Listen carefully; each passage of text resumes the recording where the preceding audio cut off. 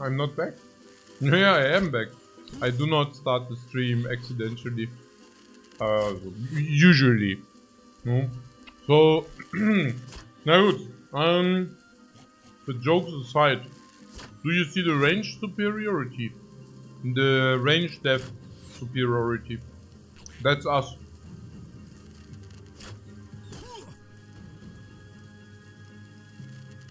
Honestly, this is pretty strong, 21 dudes. No, I'm serious, yeah. 21 is really... Also, if we would have not skilled range... Also, 21 is steep. Like, seriously, 21 is... Oder? Or what do you think, guys? 21? Schon a lot, oder? 21.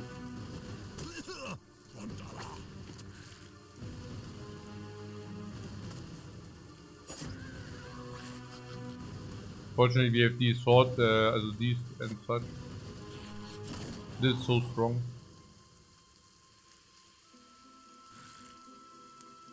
What is knight or what? No. Eh? Why, what? Why is it so low? The hell? Doesn't matter if it's low, we hit anyway. Wait.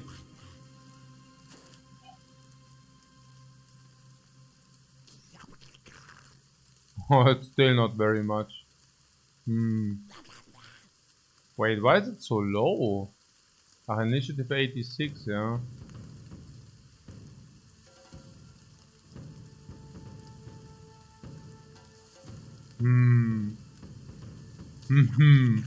Yeah, so, because it's heavy armor. Yeah, okay, that makes sense. We actually are running around with heavy armor at the moment. He's not a fence until he is nimble. Oh, I love this also. 2 movement in 4. Did you just one shot? Whoa! Billow of death. Woo! What? Well, that's deep. That's really deep. Oh my god. That's so good. This is also so good.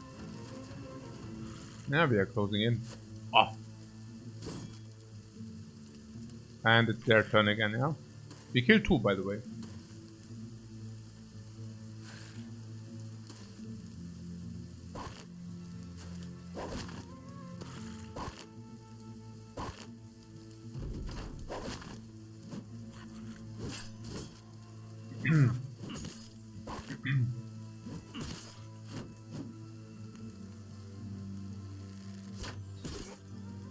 Oh, that is the ambush party, right? Is that the party which just ambushed us?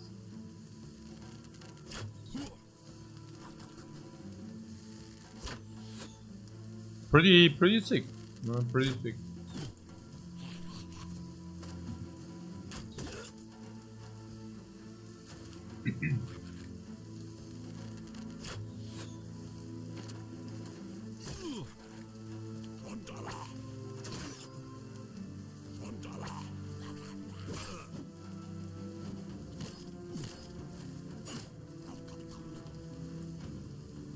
We are talking MVP here. Can I please not lose my MVP?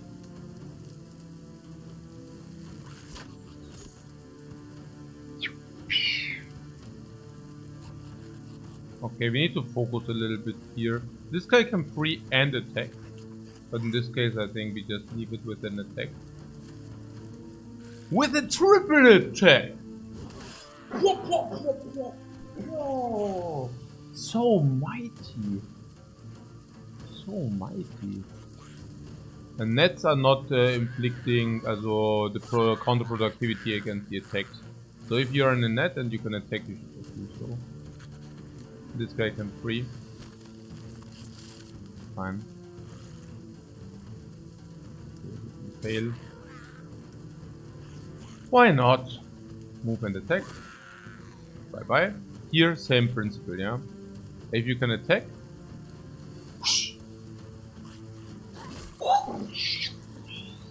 Attack.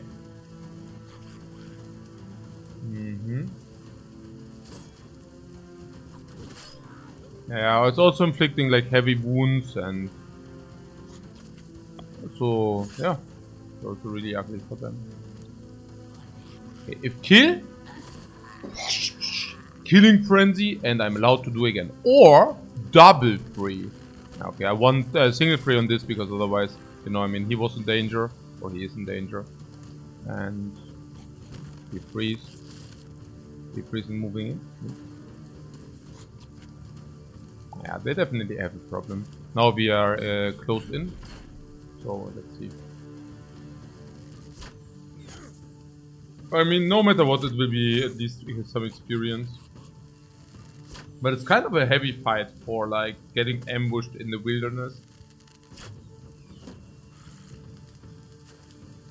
It's not very often that you are getting ambushed in the wilderness and you have a very difficult fight.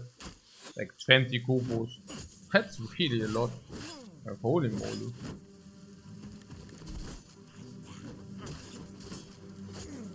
But obviously once the playing field is a little bit, you know, cleaned up. And this is really due to our range defense, by the way, yeah? If the range defenses wouldn't have been that high, it could have easily snowballed against us. Oh.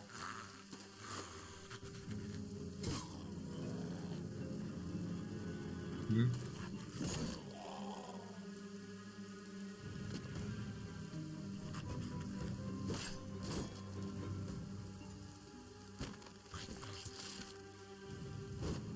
Ah!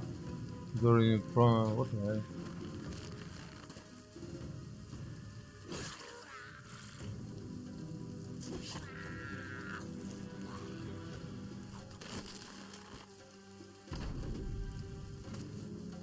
Kumbas, have we checked the expo by now?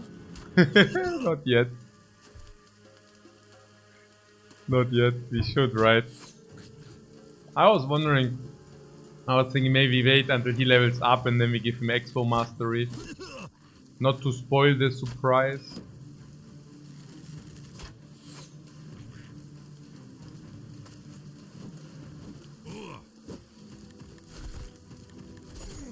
Yeah. I wonder about expo anyways. I mean, they are strong, right? With one hit. They inflict, like they're very strong in damage infliction. But unfortunately, it's just a single hit. So, which is kind of, you know, like one hit only. It's really sad, isn't it? Somewhat. But I guess if the expo is strong enough, then it does definitely make some sense to run it.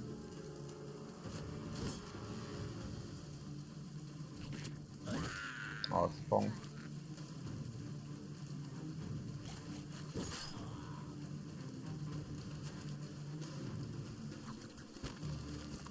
We still need to clear off a goblin location. Ah, they're still in the fight. They are still in the fight. Every round, like three are dying. Huh? 4 rounds, yeah, two to three every round.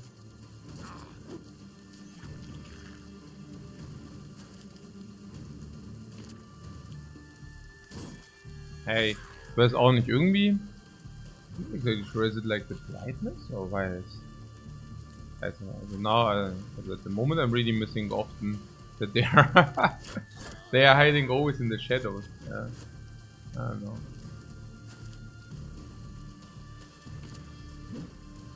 If you guys play the game, is it also sometimes too dark, or is it just my PC?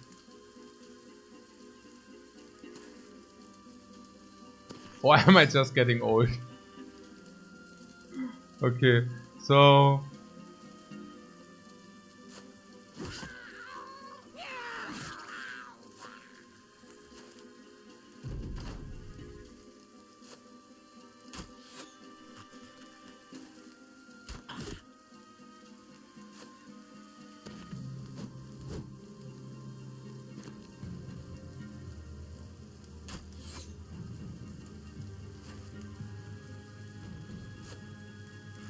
they are still in on it, yeah.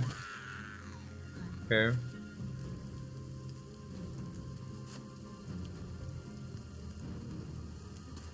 Never ever give up. I would have missed this guy as well. I'm telling you.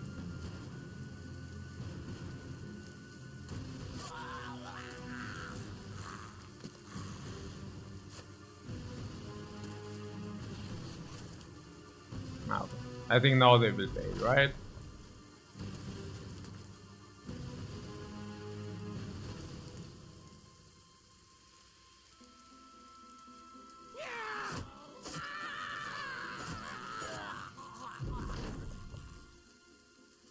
Adenixa, so enemies scale with global time by number of enemies and not by stats. Enemies. There are different kind of enemy scaling. There are the contract enemies scale different.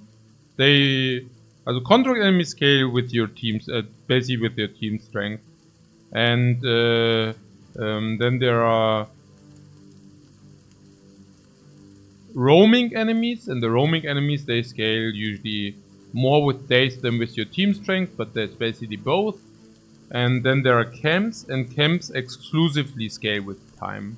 Then there are also perks with monsters to get, or enemies can get, and they are also scaling exclusively with time. 300 300 pretty good. So we found the net. Yeah, good, the net, I cannot sell it. I really don't want to use it. The loot was completely lousy, but I mean, that's just gobos. And yeah, it was really a patrol. It was just a very tough patrol. So... Oh ja, what is this? The Goblin Shaman. Ja, Goblin Shamans ist halt, also without the actual I don't know, guys. We have literally 3 bone platings right now. I'm not, and on top of that, we have also double unfold fur cloak, and we have so many of those that we even utilize, that we even use the bone plating on our adorned warriors armor, right? What I'm simply getting at is that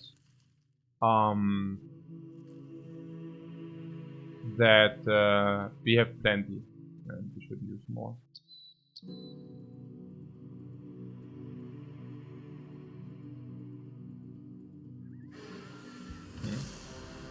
There.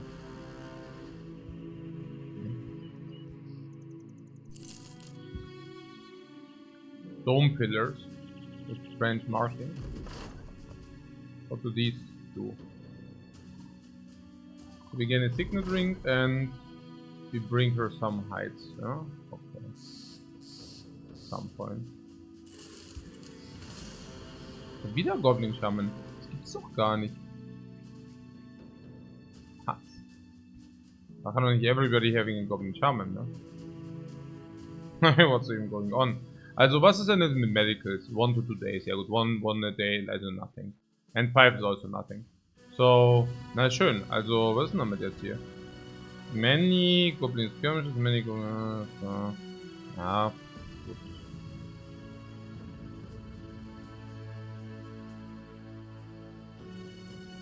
Our Cleaver Master is back, he will be strong against these.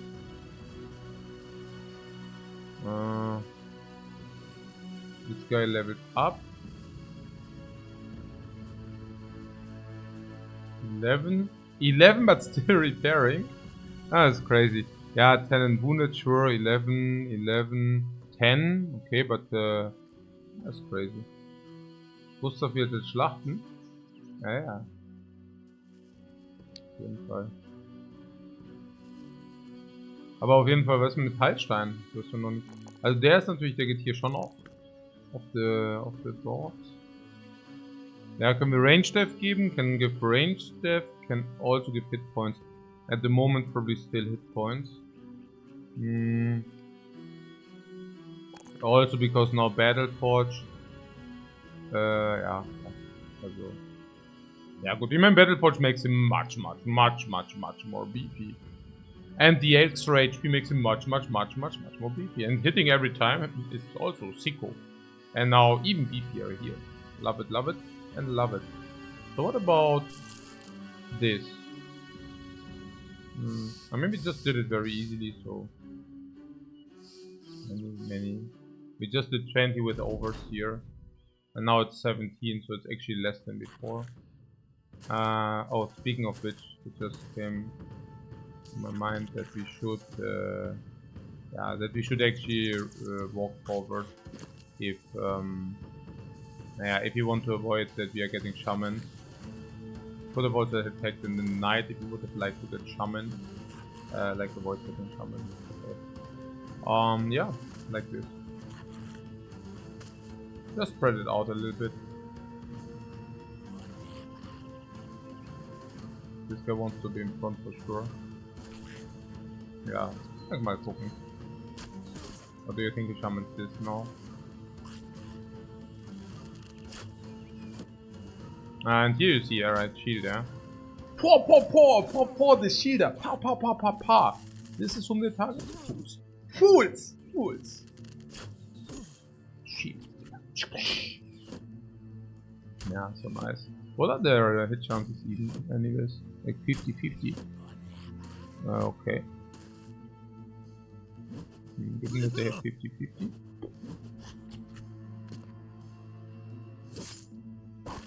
Okay, that was the 6 pike, but fully on the armor, no problem. Yeah, the shaman, that's exactly what we wanted. Pathfinder, by the way, yeah? Insanely important Pathfinder here. Don't need to extend one. Okay. Alright.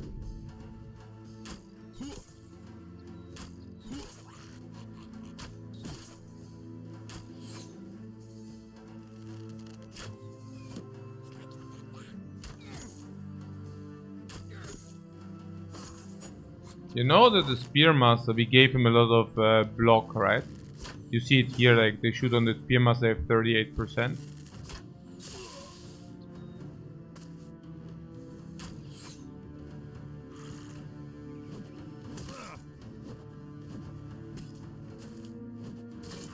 We are currently taking a pack of 17.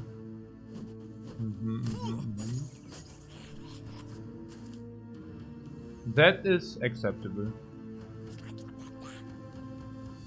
We can free and attack. And I would like to do that. And yeah. But actually he cannot attack, then he should just double free. Double free is perfectly fine because he also has fatigue recovery. So it makes a lot of sense to basically do that with him. But I would here be traverse just on the outers. Unless you want to actually traverse directly in. We can also traverse directly in, I don't mind it. Okay, one attack, that's it. Okay, wait, let's wait. Let's see what he does. Whoa. Ah, not killed, yeah? Okay. Frenzied, and now we are talking. Oh. Ja, actually. Okay. So, what about this? Achso, ja gut, also hier, ja gut, wenn der jetzt mal reingeht. Ja.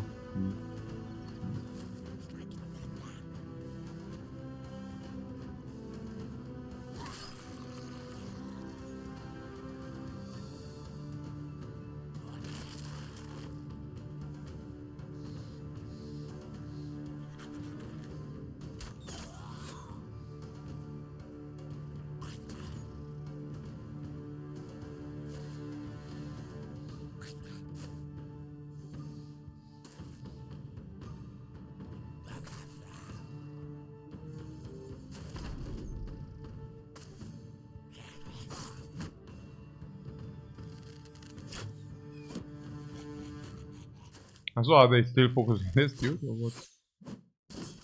Yeah, Connor really didn't take so many hits. But he lost fatigue, right? I mean, by... Huh? He should lose 2 fatigue every time. Yeah. More. Auto tactical retreat soon.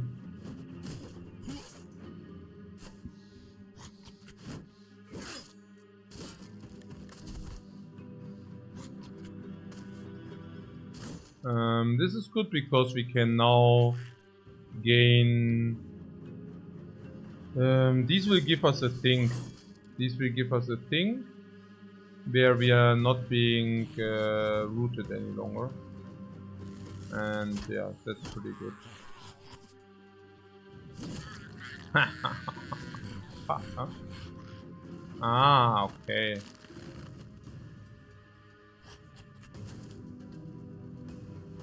Yeah, because we can give this thing to the cleaver, and then the cleaver is unstoppable. The hill is not ideal. No, the hill is not ideal. Like generally, yeah. Yeah, this is Goblin City Legendary Location. Some people are claiming it to be easy. Whoever claims that location to be easy is reroll cheating. You know. Naja, Goblin City is like a little bit more than twice these guys you see here. And if you're actually starting down the hill, it really sucks. You know, like really. It's super hyper difficult. And it's also with a lot of shamans. But the thing is, if you're starting on top, it's absolutely not so difficult, right? So, but obviously, you need to expect the burst. So, yeah.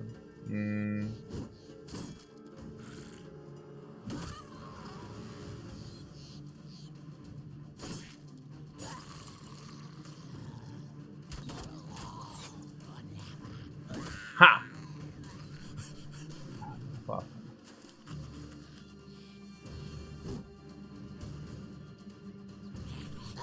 Out of my way.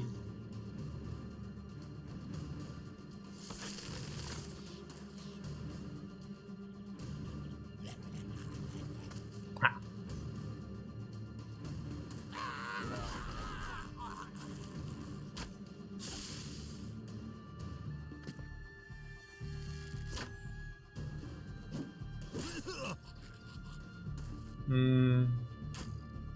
The helmet is super easy.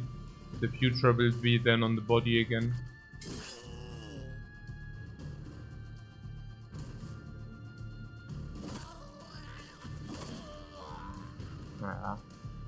Yeah, now that we are also accurately hitting is also like a blessing. Because if you're accurately hitting, at least they die if you attack them, right? Like, look, if you attack them and they don't die, it's so bad, you know. It's so bad because it's of utmost importance that they actually go down.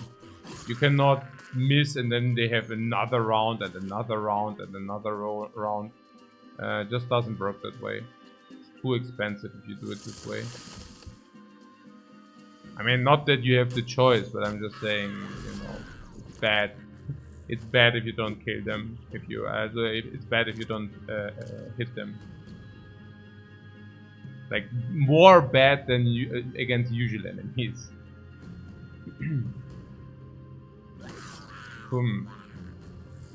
So, jetzt gib mal hier dieses Item. We did now also insanely amount of experience. And not only, guys, did we receive. Oh my god. Oh my goodness, guys. We will get the stun item, but we will get so much more. Are the tides finally turning? And suddenly we are starting to have a lot of luck. I mean, yeah, that would be something. What the hell? Oh. Are you as excited as I am? Oh, I'm so excited for these items. Holy crap. I mean, it was a difficult location, that being said, right? I mean, yeah, we are basically out of food, not really out of tools. Yeah, we walk back. So, where do we walk back? We need tools. Ja, irgendwas, keine Ahnung. I think we haven't been in the Felsheim soon, like for a while. So we could also probably just go to Felsheim. 20 dude. Yeah, good. Also, what is about the Goblin Trophy? There's this dude here. And I really think that this guy earns and should carry the Goblin Trophy. Where is it? What happens now? What do you mean what happens now? You mean what's our next... As we just received the Super Trophy. And with this Super Trophy, a guy of our choice is not getting rooted by the Shaman any longer. Which is like kind of a sick thing. And how you win the game? Now we said we are doing the map here, right? So you see the map, there's still stuff on the map. And as long as there's still stuff on the map, we are not finished yet.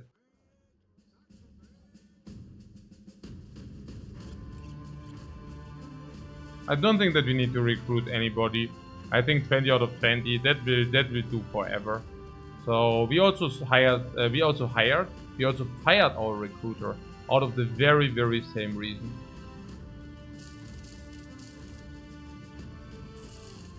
So there's that.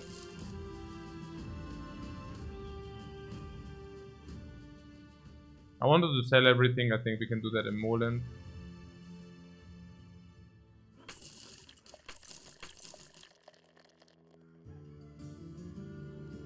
Oh, the war has burned down. So now we are going on a selling spree. Yeah, we sold the cheese, I know, right? That was... I didn't intend to sell the cheese. The cheese.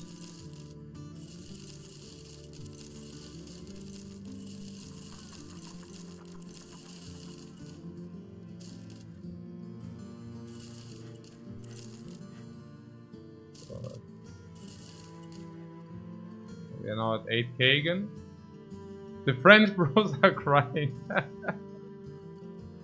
They would have loved to eat that cheese. Okay. I mean, come on, guys. 1,600 if we go to Finsterwalde. We could do that. I don't mind it. 1,600 to do nothing. Yeah, let's do that, yeah. I like 1,600 for doing nothing.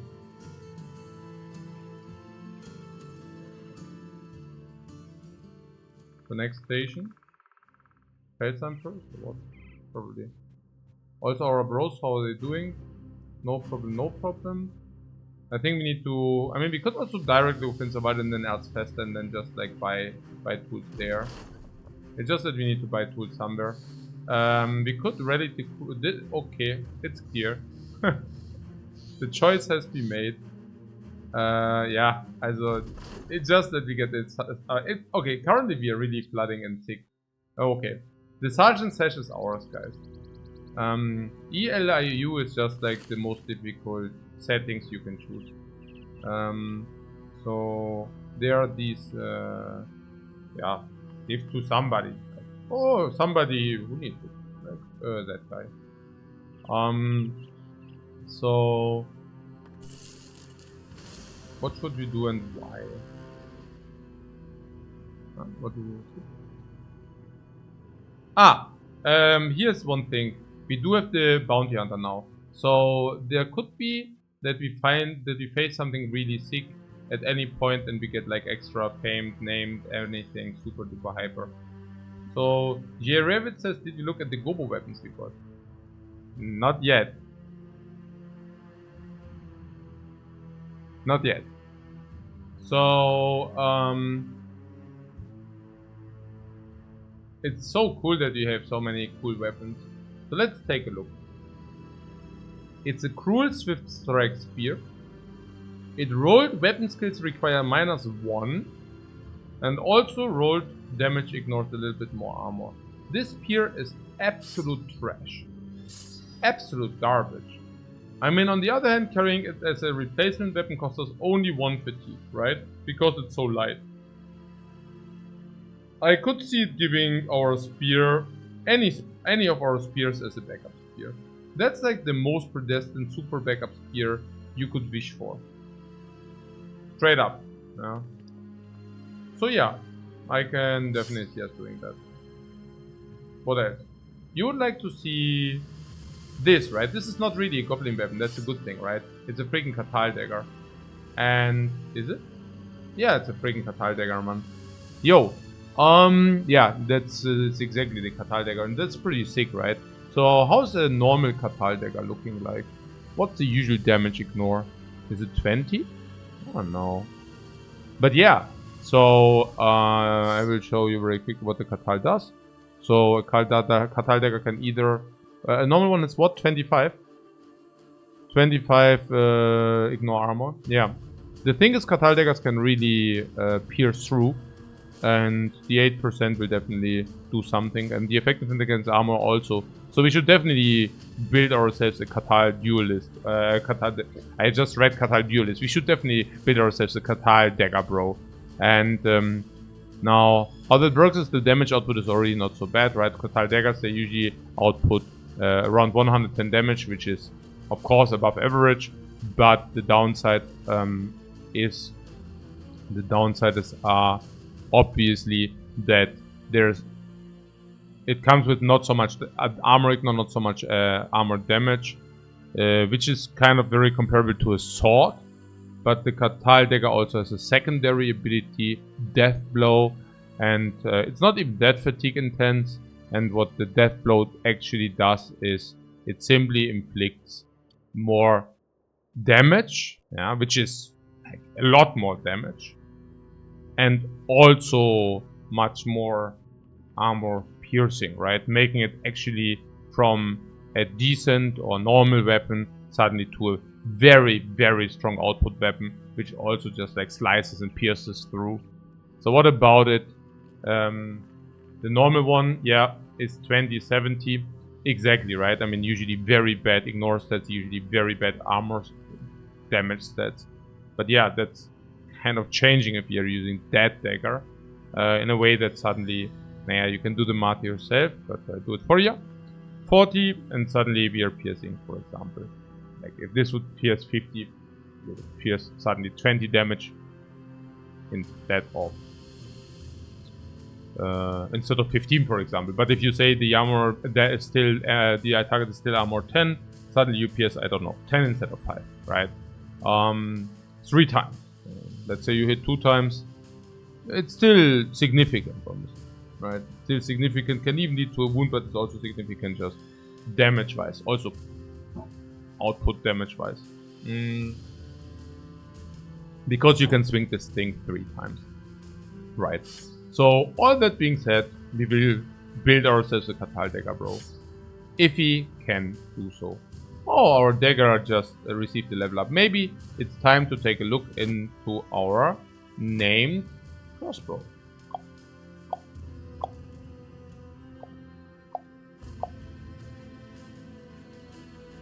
It has Lester, but it does not have maximum fatigue. Did it really roll maximum fatigue, guys? Really?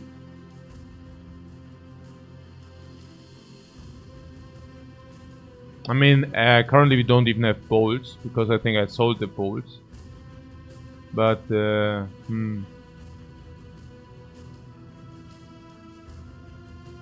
mean, it's better than the bow we are currently using. The bow we are currently using is basically 50 on the flash, but if it's not flash, it's like 25. And this is 60 on the flash, but less often. But it's not 25, but it's still 60 also against other. Yeah. So, of course, this weapon is better than the bow. I mean, there's no question about that. Yeah, Denix's 8 extra % hit sounds nice. Yeah.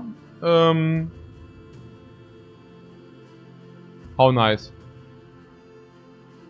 Like usually later 85, 90.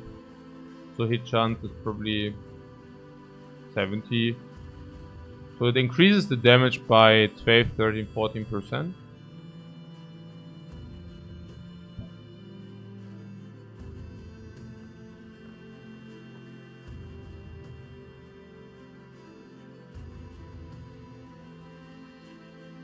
You think this is rocking the house, this crossbow thing?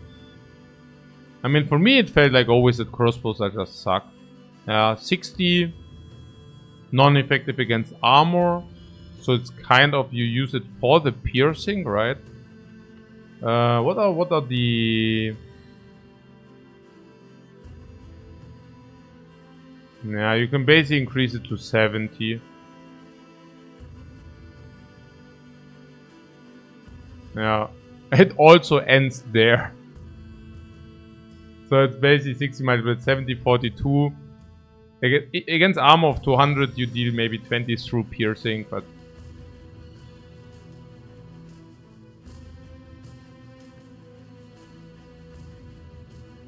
Millionaire says 8% extra hit, you can give a guy with 50 range his first shot weapon. Eh?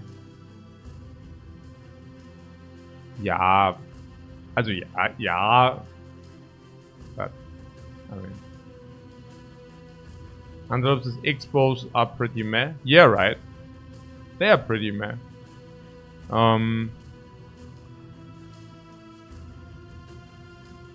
What is even the use case? I don't know. Like,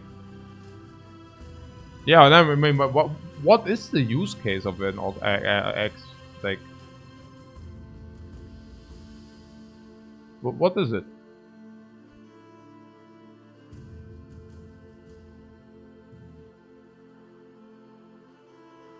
But for you, it's just to level up low-level archers. Not great. I mean, not of this, but generally crossbows. I mean, okay, we can give it to this thrower, right? It's probably okay to give it to this thrower. Say, does it have ammunition 1 even without the bolt? Or maybe we need bolts for it, right? Or do we? Guys, does it reload itself? Like, do we need bolts? We don't need to carry bolts, or? I will just try it out. So...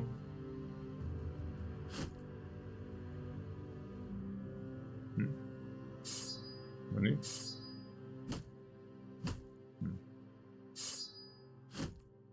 Okay. So... And as a first shot level weapon, it's not even that bad. Like, you can no, that's great, because we rolled maximum fatigue, right? So now we can, it will need bolts, we will see, I just tested out one fight.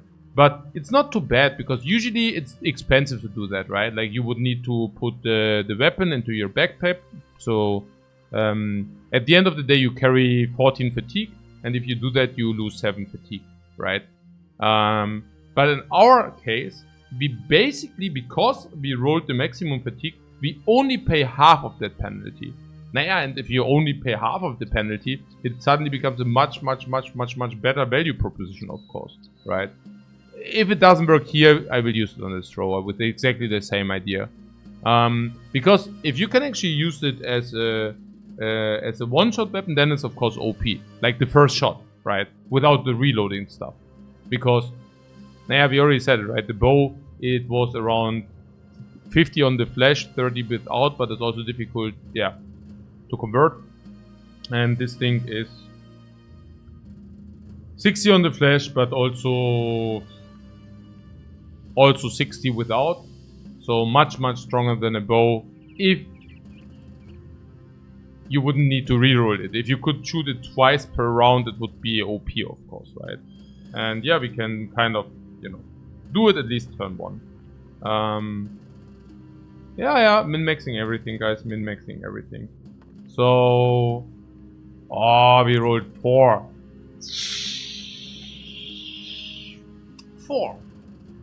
10% more. I also love it how this guy goes melee death monkey. Naja. Okay.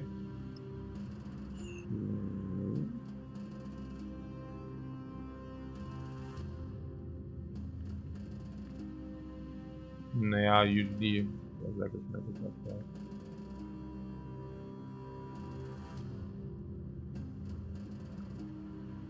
But we are in front of this and we wanted to do this. And what was now the question? I forgot the question. Let's just do it.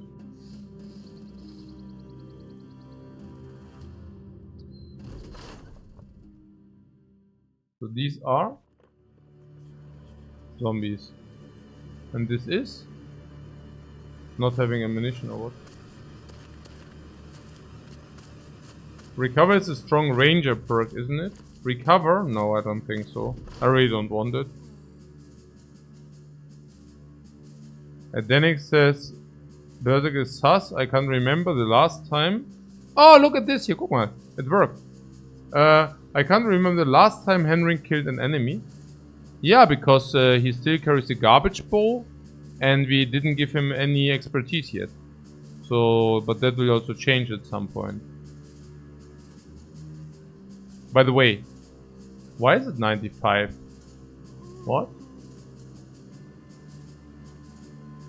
It's usually 15% minus 3% per tile. 1, 2, 3, 4, 5. So usually it would be break even, but in our case we just gain 8 extra, right? And zombies are also easier to hit.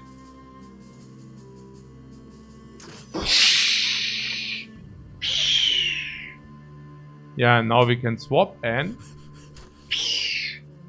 Good, right? Naja, das ist super, ja. Also shooting it once and then reloading it in our leisure time. No? Perfect use case. For fatigue, that is. Also it's much better than not using it. Our legendary crossbow, right? And it's super use case. I love it. Just imagine crossbows which should fire twice, yeah? Just crazy, right? And we are like, throw it away. Love it. So, the dagger. Naja, we need a dagger. We do have a dagger master. We already have a dagger master. Are you shitting me? We can use the dagger master for the Katal dagger as well. Yeah, the ghost can do nothing. We have Bannerman, the Bannerman of the ages, the best Bannerman we ever saw. We also have the highest melee attack guy we ever saw as well. This is the run of the ages, guys. This is the run of the ages. I mean, it really is the run of the ages. But putting that aside, it's also the run of the ages. And how so? We have the highest melee attack character the world has ever witnessed in this run. We also do have a freakingly dedicated dagger bro in this run. Now, having a level 11 dedicated dagger bro for like enemies where we would like to pierce through, right? Piercing through armor.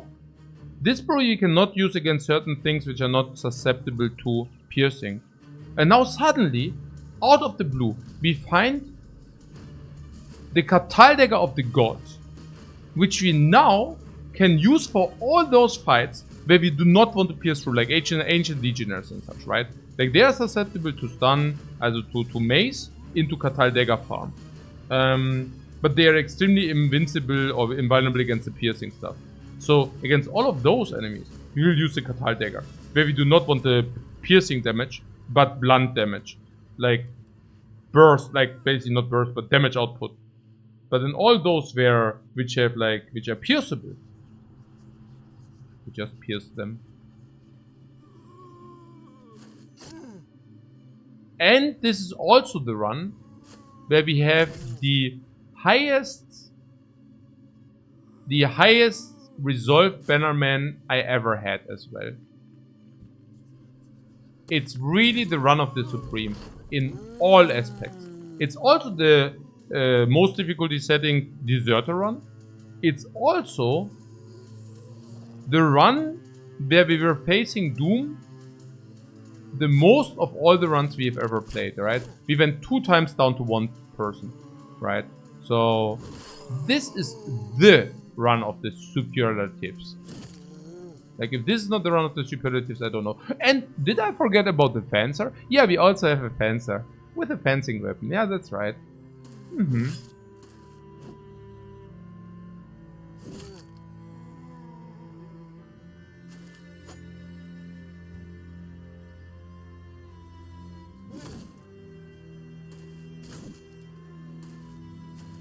Yeah, this guy will die before he can do.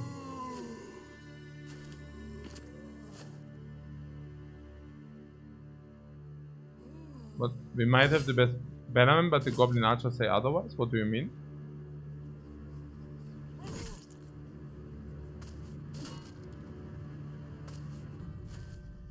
Really enjoyed the ride so far? Yeah, it's great, right? Is there some Is there some... Maybe there's some video? Is there some brightness adjustment? Nah. Whatever then. I don't know. It feels a little bit dark.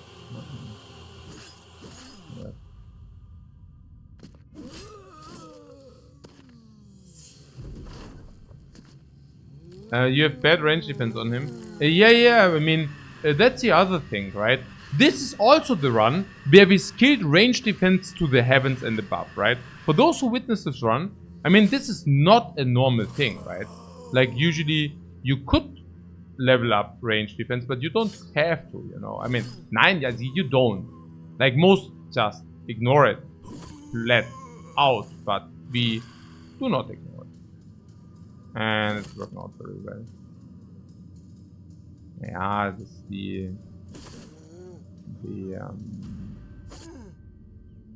we leveled a lot of range defense. And we did level it, but not like forcing the leveling range defense like a donkey. But we really leveled range defense also really cheap, right? I mean, we also, like most of the times we basically leveled it, okay, if other stats were weaker, but all not that great, right? Like, for example, 4 range defense over 4 resolve, if resolve would have not mattered and such, right? And the result is that we just have a lot of bros, which is us very, very non-susceptible to range, which is lovely, honestly, really.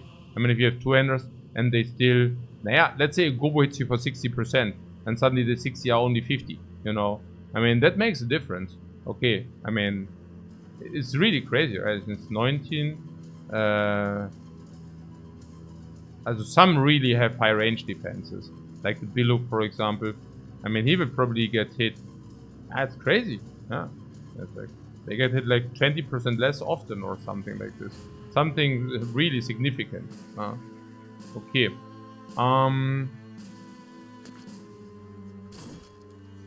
There is, by the way, the Bannerman of the Ages. I think the Bannerman of the Ages wants to walk one up before he does. Hey, das sind so mighty calls, man. Die mighty calls. Do you see them? Oh, Kopf up. Oh. And also our weapons are really now mighty damage as well now. So that's pretty sick. Like, no matter also here, these are just cutting through them like crazy.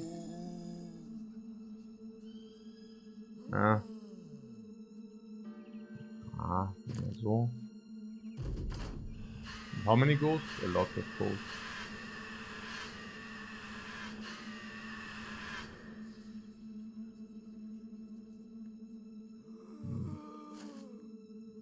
Here we can also do this because he never hits him. Because this guy, he has team player, has a 50% lower chance to inflict friendly fire. I wonder how that works, by the way. Uses Reap and misses Vendor Cleaver Master, chance 22%. So how does that work? So this guy has melee attack, melee def 26. So did it half? 48, 26? Yeah, it did half.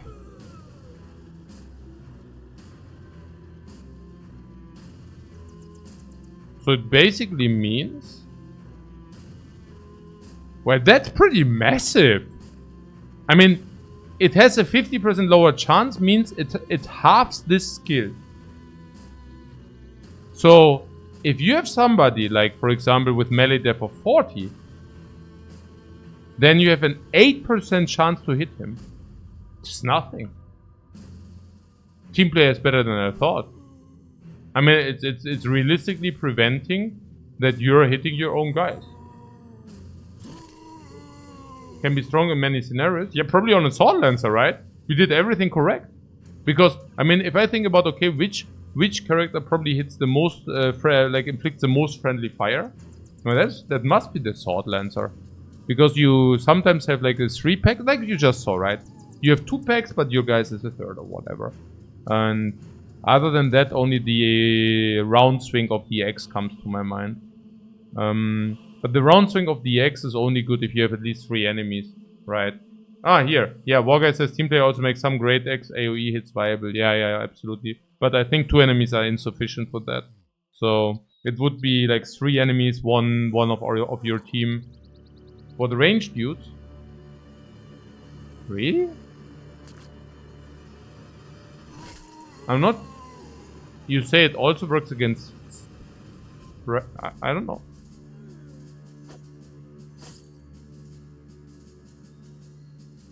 Is that how it works, yeah? As like, if it splits away, then it splits not on your own guy, or what? Or how does that work?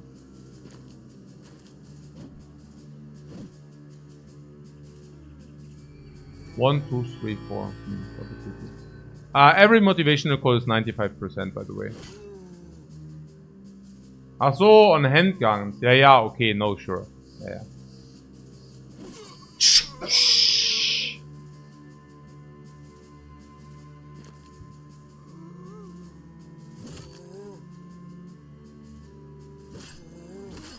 These are also inflicting massive damage.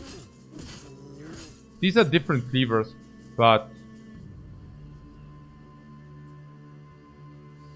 Huh? Okay, the enemies are gone already.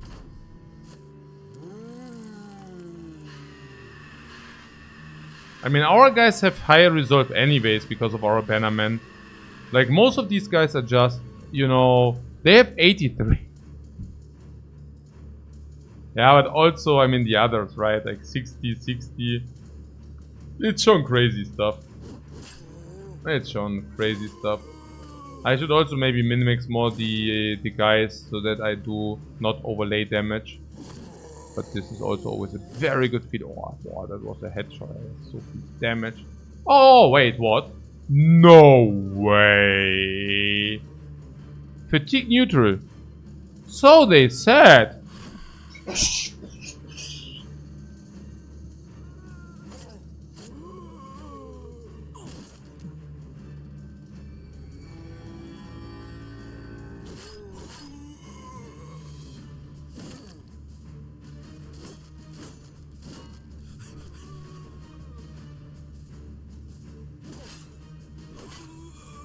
Now,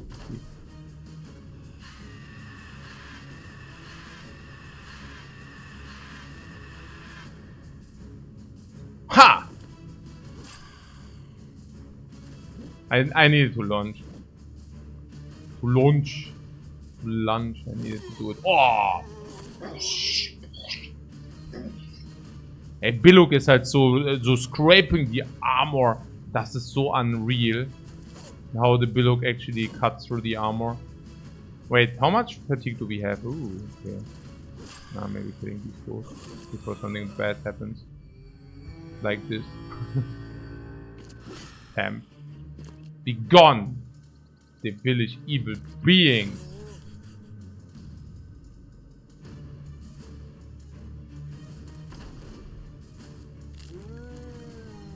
Naja, good fight. So there's also the question, yeah, what's next? Yeah, what is next, guys? We still haven't found EELIU. Yeah. So, guys, what? Did just like, what? How many? Yeah, so we still haven't found EELIU's armor, yeah? Also EELIU's place. We could do that next. Oh, we also currently have a package to carry. We are currently carrying that package.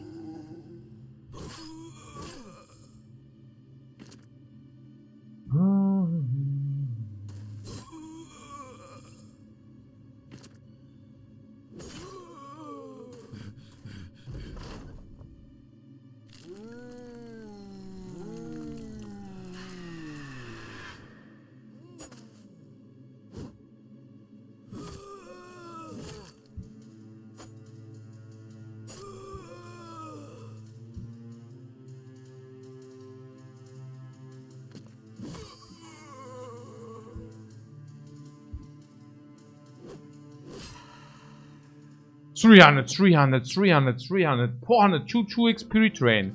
400, 300. Everybody gets so much XP. We are getting so much freaking stronger. What the hell is going on? Yeah, the helmet, I don't think. I mean, so if we compare these helmets, right? 40 for 8. How is it? I mean, this is also vision impeding, so probably just not. Maybe I can try to do the Kraken, but it takes forever. You know what? This will be the run where we also do the Kraken. Usually I don't do the Kraken because a lot of people told me it sucks, so I didn't want to do it, but let's do it at the end of the run or whatever. I mean, now that we already have found the Kraken, we can actually get the Unhold Heights anyways. We need to get some Unhold Heights, right? So from now on, the Unhold Heights we need to save so that we can give it to her. Yeah. Like to the Priestess or to the Sorceress or to the Witch or whatever you want to call her. Okay. So here we just got like some money. The Katal thing, right? Yeah. What? The dagger? Yeah, bro. Yeah, bro, where are you? Here. Hey. Okay. Jetzt geht's ab. So we give... Hey, das ist schon wieder so busted. Also, so... Yeah, and they wait nothing. You can really just have them. Because they wait nothing. And do swap, swap, swap, swap, what? Okay, this is completely broken. Yeah, completely busted again. Nuts. Okay. And I also love how we use our named stuff. Right? Like every name has a place. You say it suck. Okay, Zack, dagger. You say it suck? Zack, replacement spear. You say it sucks? Bam, one-time utilization bam. You say it sucks? The dude, okay. Here. Even this guy we could, he was only good, but, you know, with the Katal thing. It's different now. 74, give me this roll. And bam, 5 on the initiative. And... yeah, now we can choose. We can 2 melee def or 4 range def. Interesting. Well, melee def, right? Because we will get enough range def from dodging. And he will also always be in vicinity to somebody. I guess. Okay.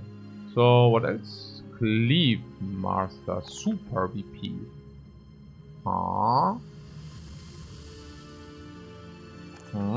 We got the resolve roll, finally.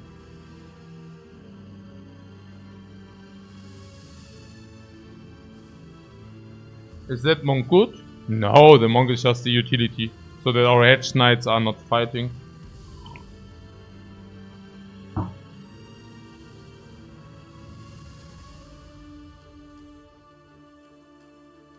You want to make more range def here or what?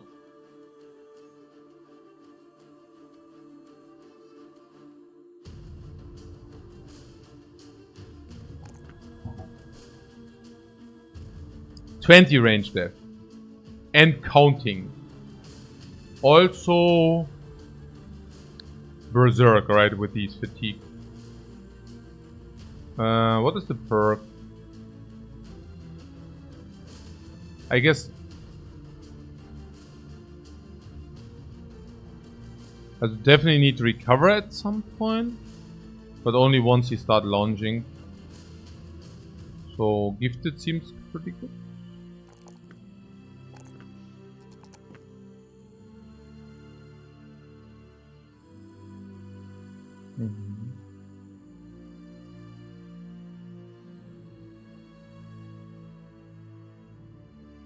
Yeah.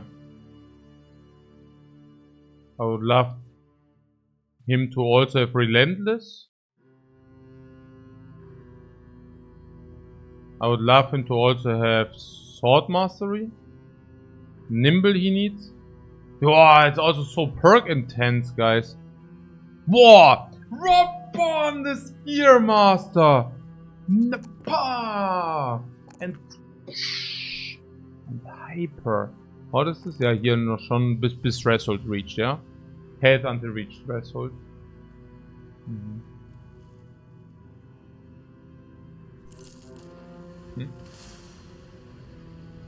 We could fight this if there is a champ. If there is no champ, we can wait until there is a champ. There will also be Hedge Knights at some point. If I don't see a Hedge Knight in there, why would we even fight it, right? We can just wait for it. Because it's so close, we will face it more often. And we can just wait until they are actually very good guys in the dude. It's also more demanding. If there is a champion, it's more demanding as full. We could do this. Why not? Right? Why not? Usually a good cash. Good cash, guys. Ja, schon, ja. Where is it? Here. Are we prepared?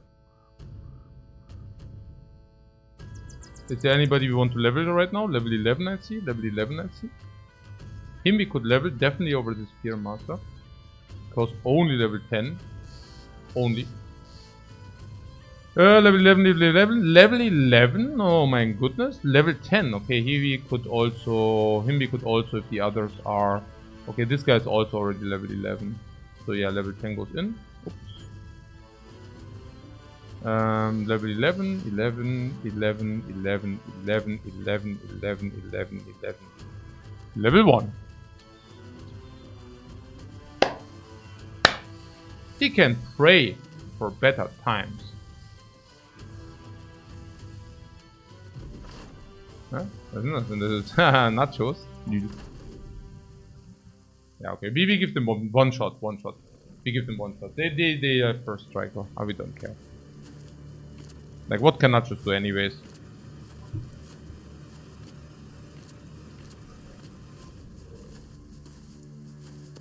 What have I ever played with permanent destruction on? Yeah. Also we are playing the most difficult setting. And that of course includes permanent destruction on.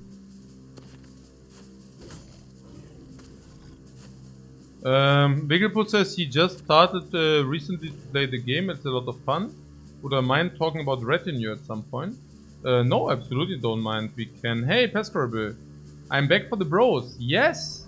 Welcome back, man. We just are fighting Nachos, and for whatever reason I did skip the first turn. Because I was a little bit... I don't even know. Wie sagt man...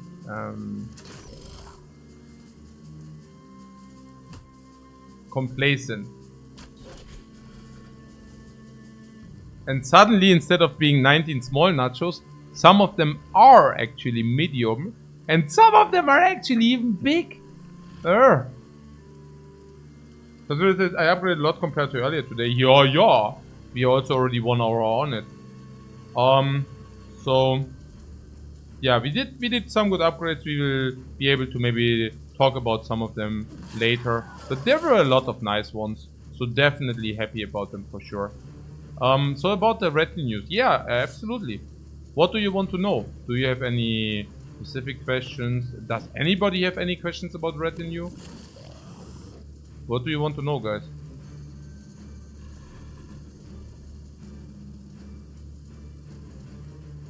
Oh, no. I mean, I guess if we don't do that, they walk there, and we don't want that.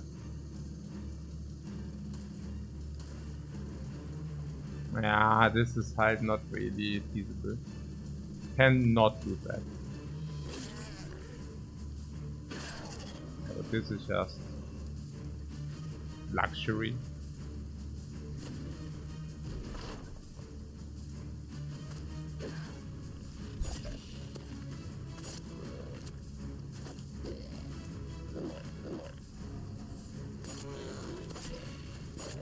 What do I like? How do I evaluate? I like pretty much the setting we are playing now. Like definitely Scout, because Scout makes you considerably quicker. And quicker has a lot of advantages. Quicker has the advantage, of course, that you do take less days to fulfill your stuff. But also walking quests are suddenly not ugly, but can be... yeah, is much more okay-ish. The thing is about the Scout is also that you never really get ambushed them, because you can pretty much always walk out of the garbage. Like, because so you're simply much faster. If you pay attention, you will basically nearly never get ambushed any longer. While sometimes without the Scout you cannot escape. Right. So... unless you cheat, but if you don't, then you cannot escape. Sometimes. And I should have used it. I was really thinking whether I should use. Oh, so much. Oh. So And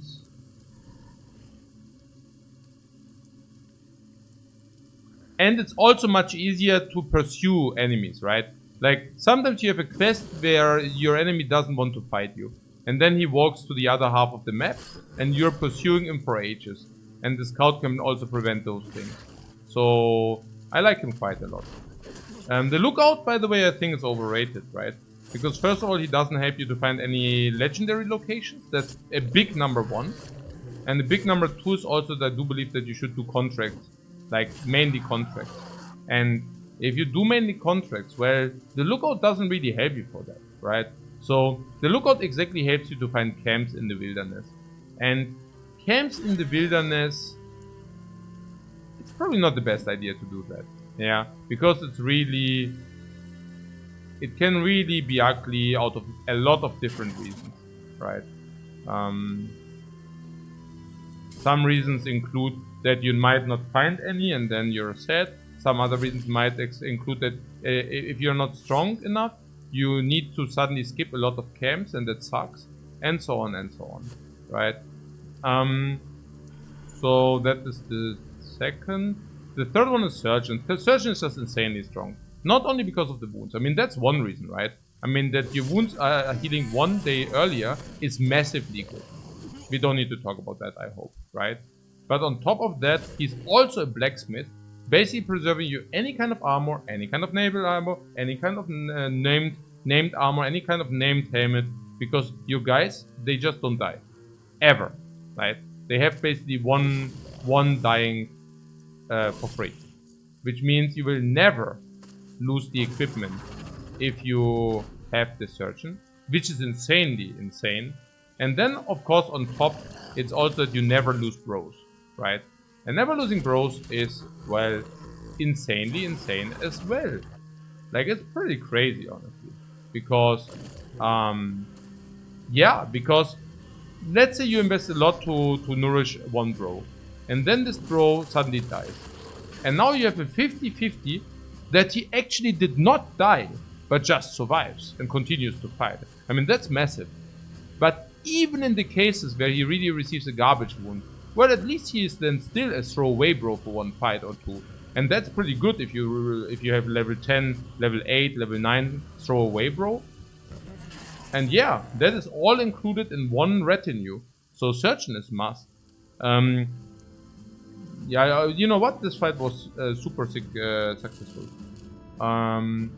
So about the other retinues. Naja, Cartographer is good money. It's a very good economy move. Before you go into the wilderness, you hire him, you get a lot of economy. You saw me hiring the, I mean, okay, these are now, okay, I talk about the others. Alchemist is a specific origin for the Beast Hunter origin. Otherwise, he sucks, right? Negotiator is like mediocre. Quartermaster is noob trap or suck. Recruiter is a very run-specific follower. If you're lacking recruits, you can use the recruiter. Yeah? Basically, like in our run now. There's Scavenger. He rather sucks. It's a little bit too little what he does. Looks good on paper, but actually doesn't really provide. Unless you might have maybe in some orc crisis, but it's debatable. Drill Sergeant can be used for origins like peasants, or even, you know, it's not really that effective, I think, if you don't lose your bros too often. But if you lose your bros often, you know, he becomes mediocre. Paymaster is a last retinue. Like, him you want to hire as the last guy, because then he will be very strong economical wise, but also your guys do not demand more cash. Trader is pretty much exclusive for the trader origin. Cook is very mediocre minus. Minister the same. Brigand is like for the brigand origin, like for the, you know, caravan looting. Blacksmith is rather bad because like it just compares badly to the Surgeon. Otherwise he would be decent, right? But because if Surgeon wouldn't exist, Blacksmith would be a good retinue. But Surgeon does exist. Yeah. So, oh, and Bounty Hunter I think is super value once you're strong. Like we now.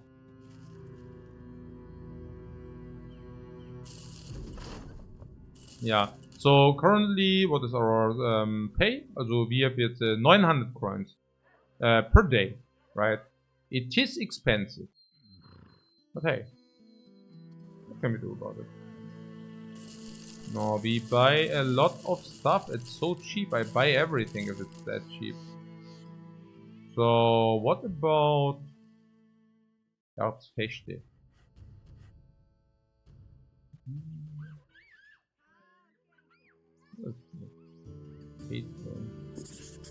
Oh. I mean, we wanted to go Erzfeste anyways, right? Might as well patrol it.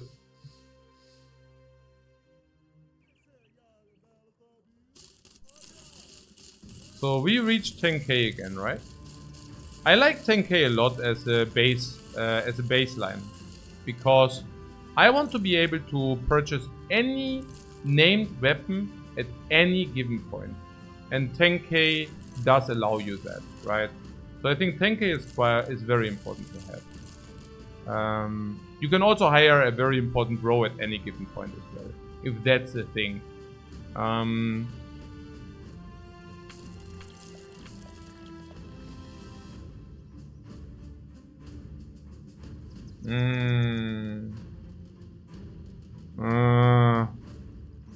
For a split second I was really thinking, wow. But that was the moment where I saw that weapon skills build up -1 less fatigue. Yeah. I mean, it does ignore 15% more armor. You want that X? You do? I mean, there's also a price tag on it.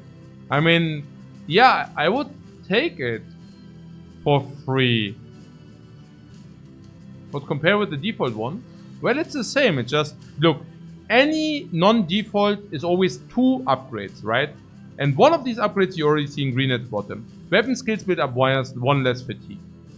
That is super garbage, because usually we are running this neutral anyways, right? If you run an X. So what is the actual difference? Yeah, it's 15% more damage armor ignore. That is what DPS MLG asked, have you ever been enticed to enter game development?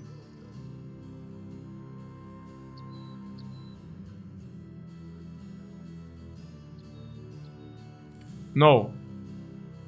No. I mean, I was, okay, you are wondering why I actually just thought about this question, right? Because usually it's just like, no, yes, blah, blah, right? But I actually, there was this moment of think tanking, right? And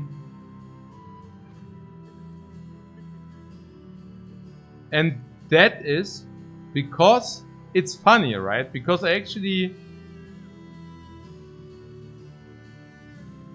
were never enticed, but as a matter of fact, I did get my fair share in 2 different ways, actually even more, but as a game developer and also as a boss of a game developing company, right? So, and I have to say that both experiences were very significant enough to understand that I never ever want to be anywhere close to this area ever again. It just, I mean, it's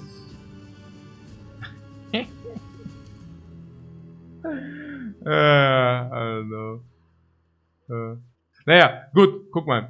Also, as the owner of a game developing company, I was developing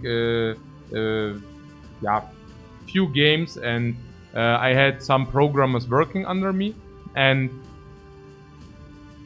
maybe it was also just bad luck, but ultimately this one experience was kind of enough to understand that I never want to have ever, that I will never work with people together which are not sharing the same goal / objective as I am, in a way that yeah, I mean, you can maybe just call it like young people fantasies, right? Like my fantasy was, hey, if I'm the owner of a company and I'm basically streamlining the quality of life in the company itself, that everybody will be happy, or you know, kind of like this idea. I don't know. Ultimately, it didn't really work. Also, both ways, right? That if I make the employees happy, that they will also be in return more productive. Maybe also, you know, maybe too much in a friendly way, right? Like being friends, not friends, but you know, right? And ultimately, that was a little bit weird because, yeah, maybe they were just bad apples. But of the four programmers,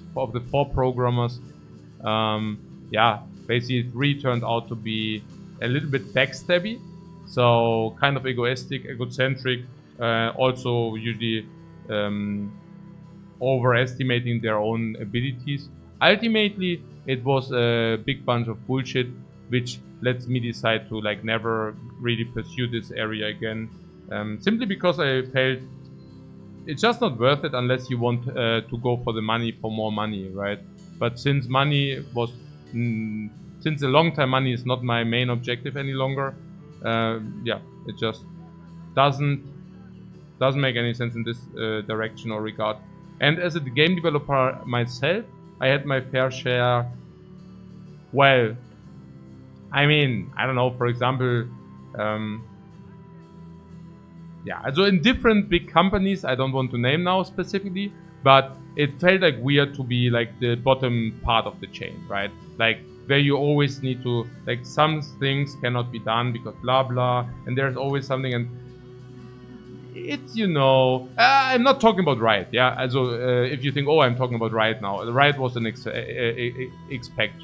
exception. Like the work atmosphere there was actually pretty cool, in my opinion, right? And it was also a very flourishing atmosphere.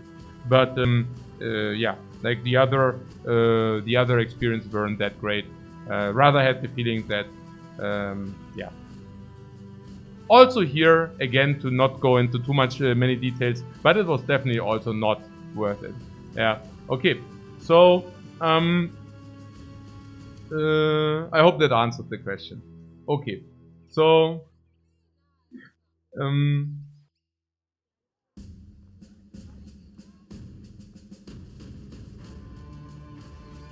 but Andy Garment says developers' egos have taken a big hit recently, so they may be nicer to work with now.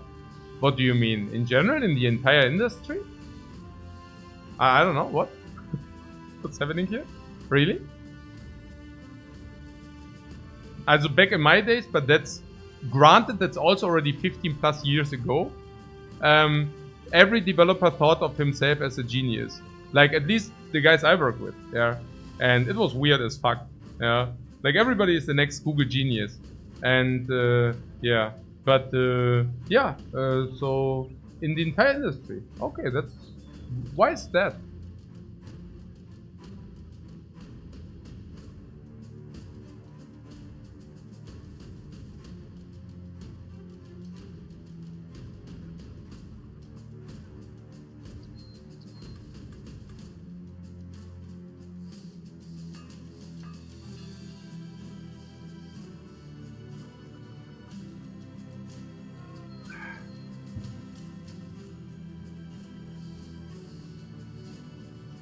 Aha.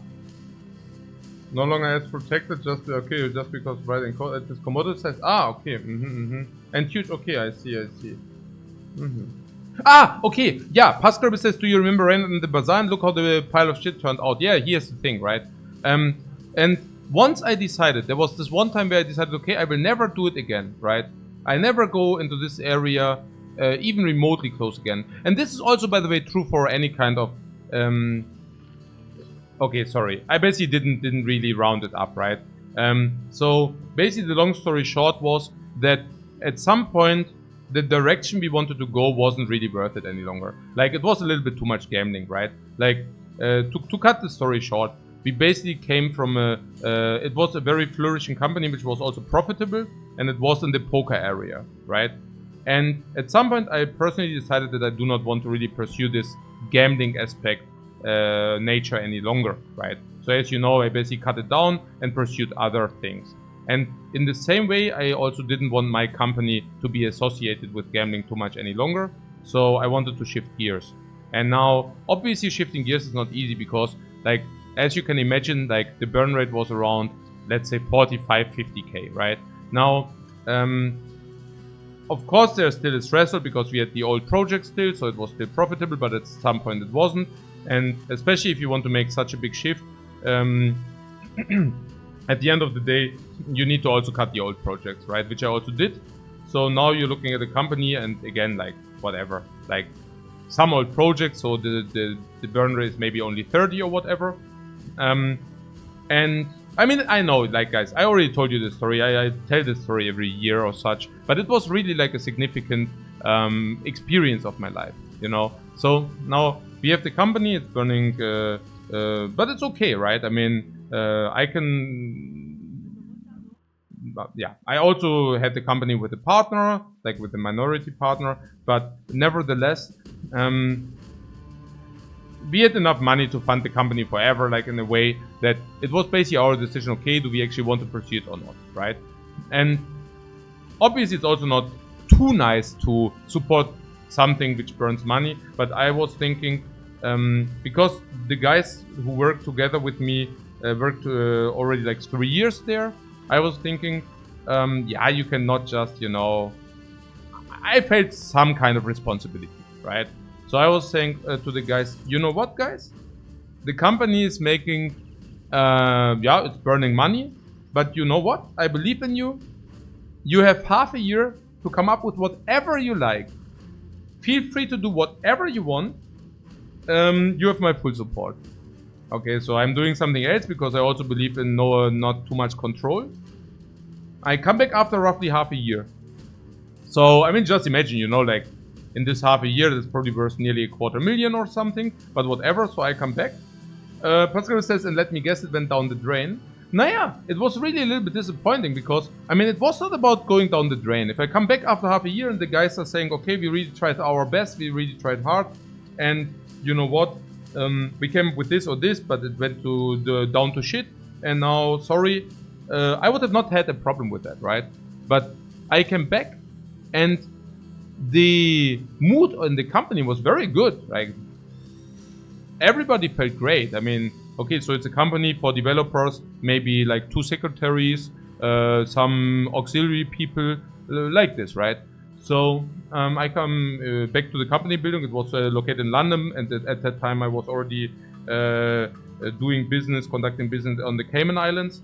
So I come back to the company. I just like, hey, hello, hey, how are you doing? And everybody is super happy, right?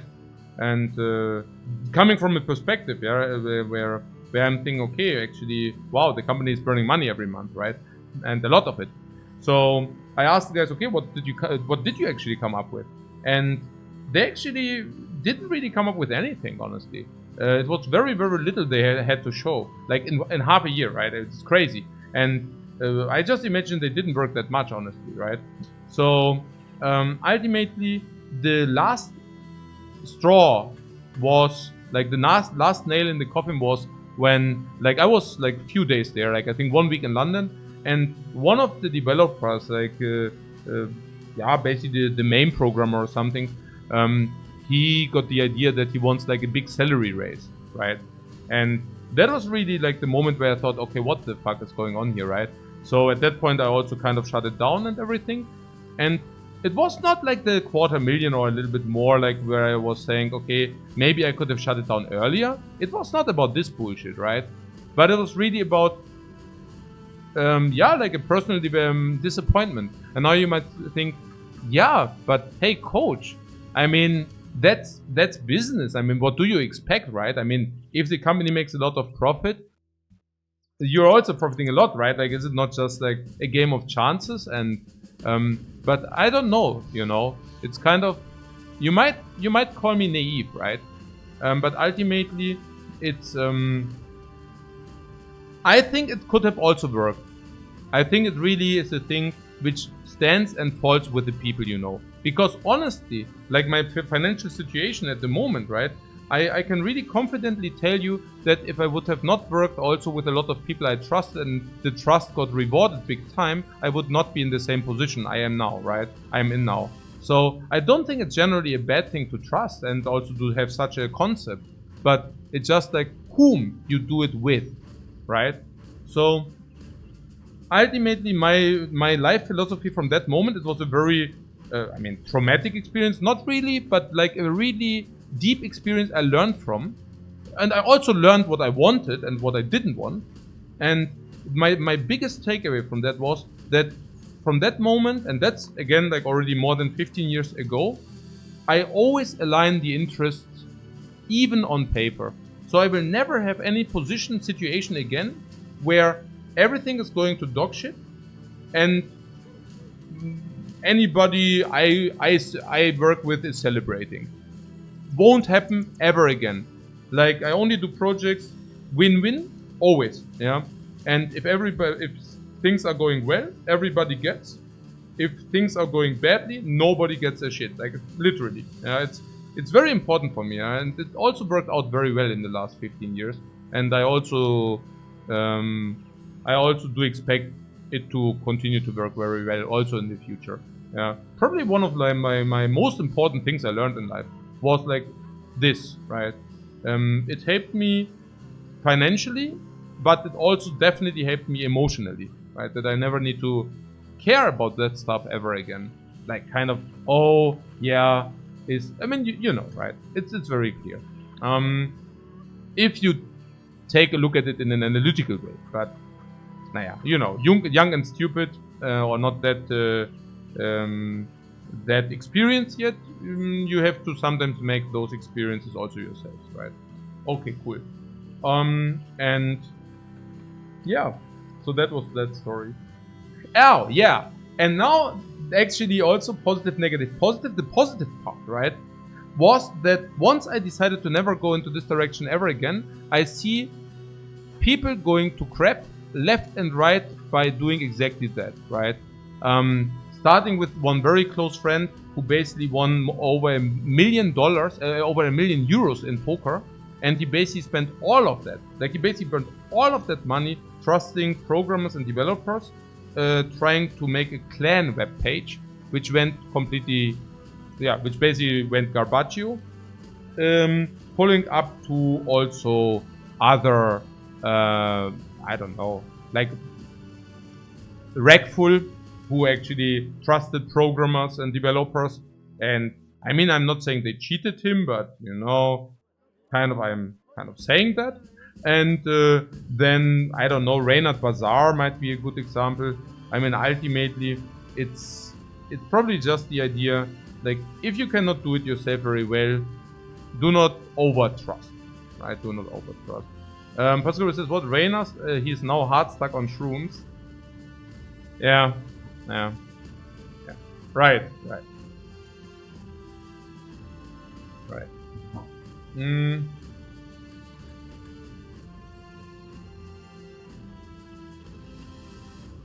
yeah. Getting some insight into my into my life as well here. Good.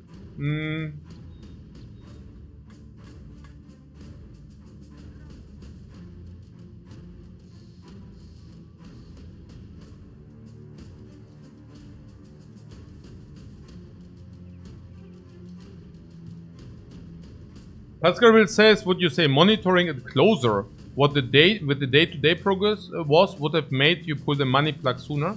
Naya, look, I had a project manager inside, like as a manager, just a company manager, right? So I didn't do the operations myself, and the company manager was somebody I trusted in. I trusted him personally, like in him as a person, not necessarily in his skill set max, but he was also skillful, a little bit friendly, a little bit too friendly in a way that ultimately that's probably, also he basically did avoid confrontation, and that's of course not the best if you should actually be confrontative in a specific situation. But ultimately I don't think that he cheated me or something, right? Now, could have I pulled the plug earlier? Probably yes. But the question is also what you want to spend your time with, you know? So, I give you one example. If I have handymans in my home and I want them to do something, right? So I'm basically paying somebody to do stuff for me I cannot do or do not want to do myself. Okay? Now, I know people who are actually supervising / controlling those handymen, right? I'm none of them. Like, in my opinion, if I do give somebody something, in order for him to do stuff I cannot do or don't want to do, well, at that point, I trust him or I do not trust him. And if I do not trust him, well, then I should not let him work for me. And if I do trust him, well,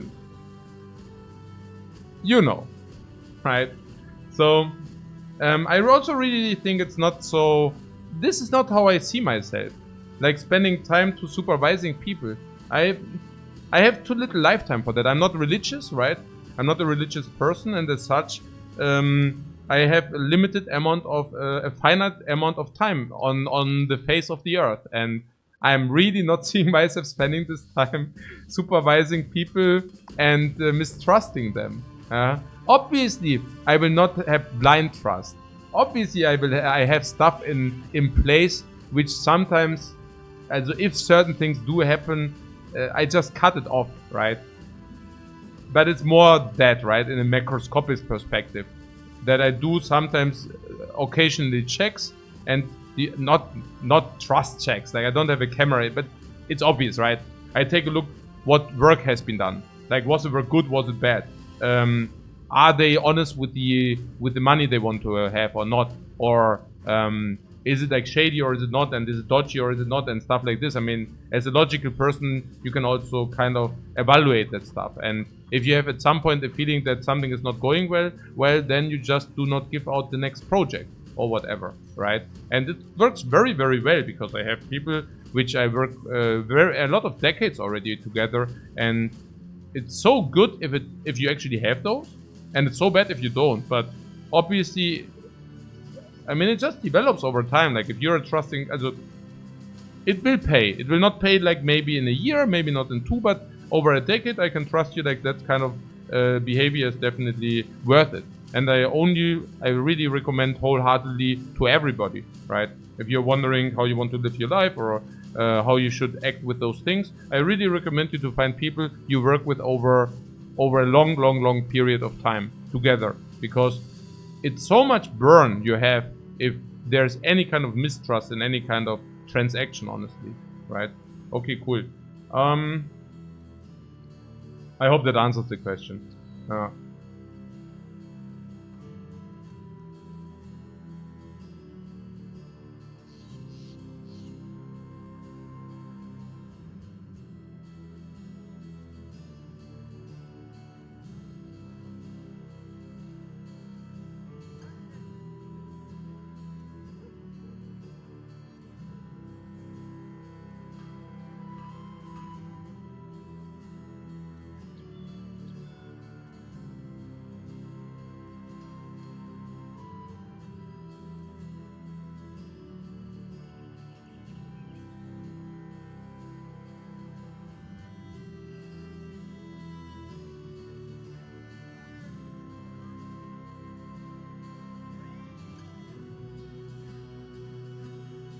So what is the next camp we are fighting?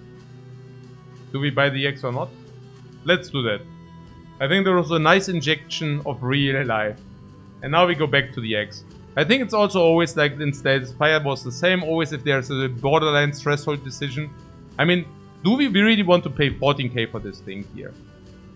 I mean, come on, guys. Yes, it will ignore more armor. A little bit. I mean, like... Yes, it might maybe with Frenzy lead to us one-shotting Ancient Legionnaires, right? Which is good in exactly the Black Monolith fight. Yeah. And that's about it. And also I have to say, we have a Fencer now, right? I mean, even the Legionnaires, we can basically attack, and if it's not killed, then we can also Fencer it and stuff like this, right? A two-handed hammer is better than this named axe. Yeah. Yeah, also if you have the fatigue, of course. Yeah. Yeah. It's not so, I mean, but yeah, I hear you. Yeah. The Bomber says, I think 55 penetration pretty much guarantees one shot on Legionnaire. You mean without Frenzy?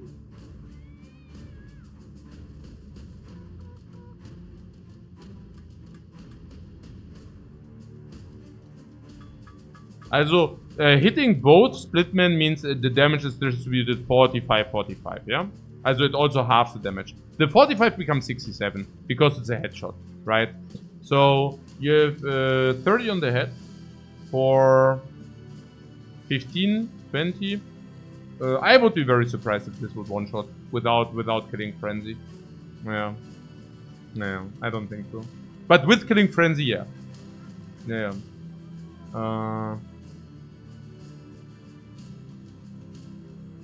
These things spawn fairly frequently in big cities sports.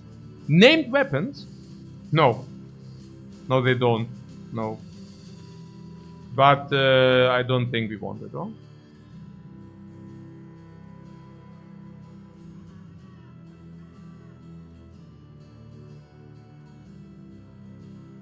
You have the bros for the frenzied perk?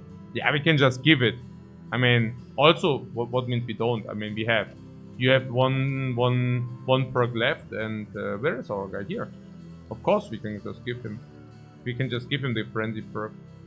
And keep also in mind that he hits every time. And also, he really wants the freaking. Actually, he really wants the named weapon, really much. I mean, what I'm even talking about? I mean, it's also costing 4k more than we have. Did anybody take this into account?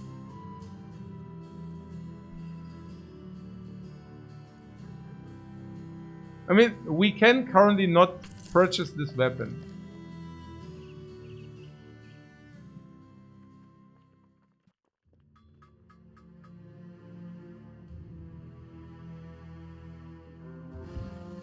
Oh, did you just get ambushed by Alps? You're right. Wow.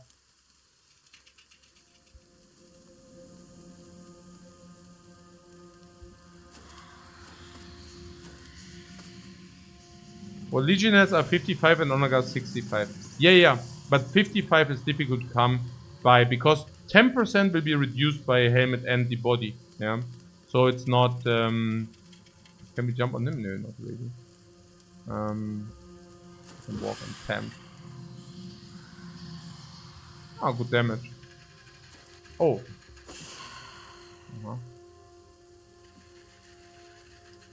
Oh, this will.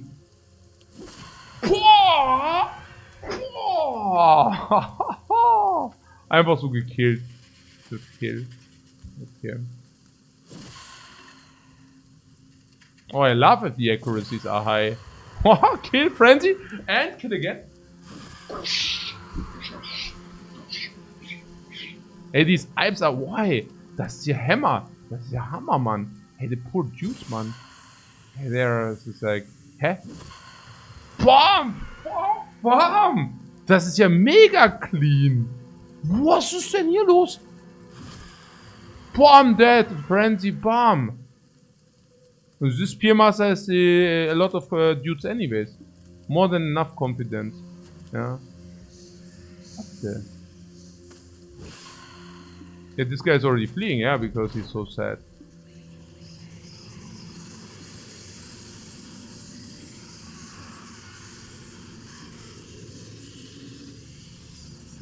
But the next crisis is a noble one. It is already a noble one, or what do you mean? We are in the middle of the noble crisis right now.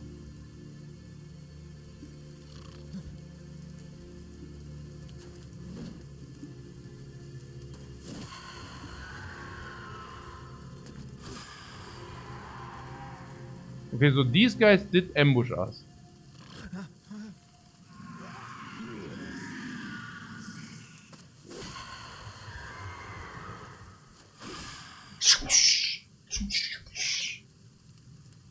the hell? Die gehen ja completely ein. Wow! Boah! Boah!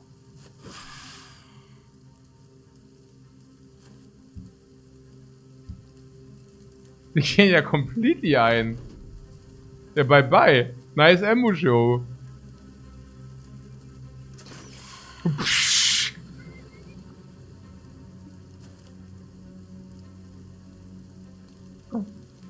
Lül. The ambush is going very well. Yeah, yeah. 200 experience for everybody.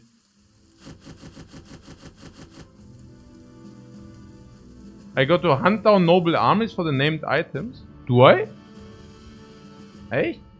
Which ones? And what is this? Are they attacking us? Hedge Knight. We can also call him the treasure trove.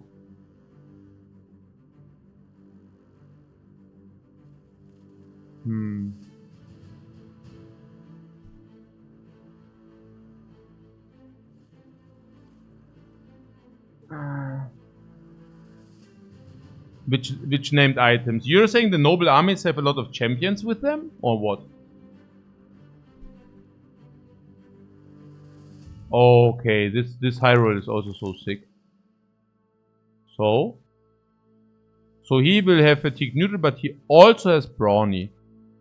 So with the brawny, we definitely do not need to give him any fatigue extra. So the question is health or range defense. Whoa, whoa, what? What?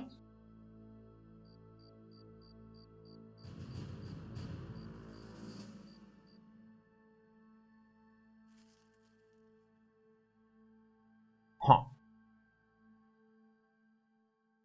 Hammer bro? Ja, doch. We will definitely get a hammer bro. But we also need to... Yeah, the next suitable bro is definitely a hammer bro, yeah. The Hellebard, yeah, no, absolutely. Here. The Hellebard is like a 10% more damage. A little bit more. It's basically Billhook. But Billhooks is... I mean, they are not bad per se. Because it's like a polearm, you can walk 2 and you can attack. Very effective, you do have not that much fatigue, right? Because they are very effective against armor. And they have mobility like crazy. You can walk 2 and you can attack. The actual damage is not that insane, though, right? But in our case, this is definitely more. That is definitely. I wanted to say more than enough, but it's more. It's enough, right? Like usually 55 to 85. This one is like another 12%, and I think the 12% are exactly what makes the cut, right? Now suddenly with these extra 12%,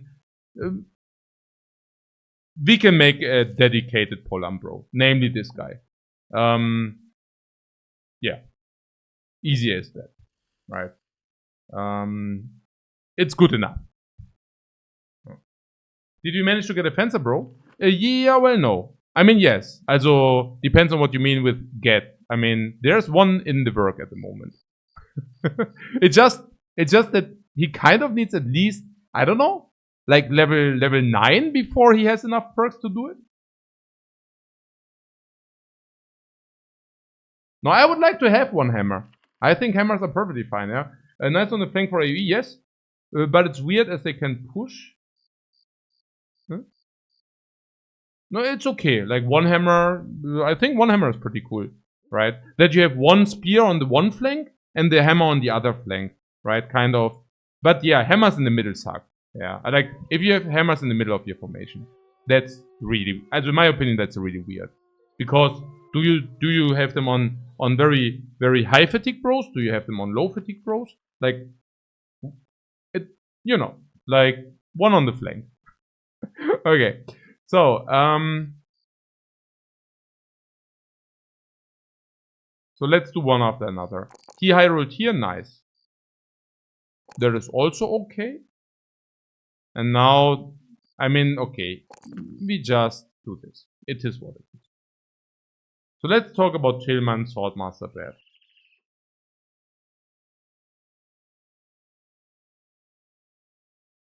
He is not very great, but it seems to me that he has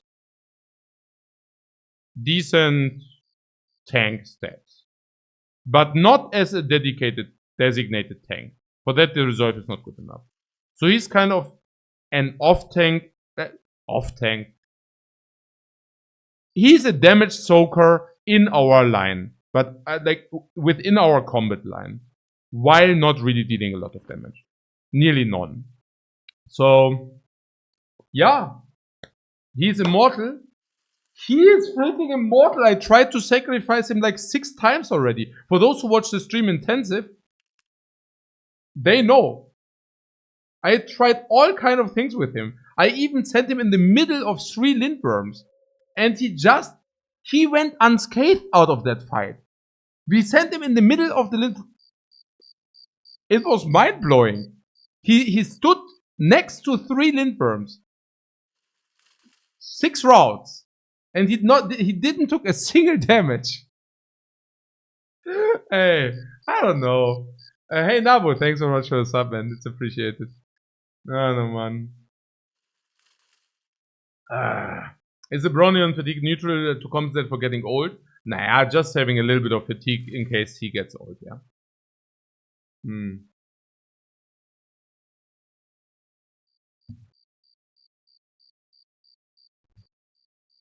Yeah, so you tell me what perks he wants. Or can you tell me in which fights we use him? In any fight. He's ready to be sacrificed in any fight. He's ready. Oh, I see it. The sword doesn't use fatigue, so he will have fatigue. But if he does have fatigue, he will be able to rotate in.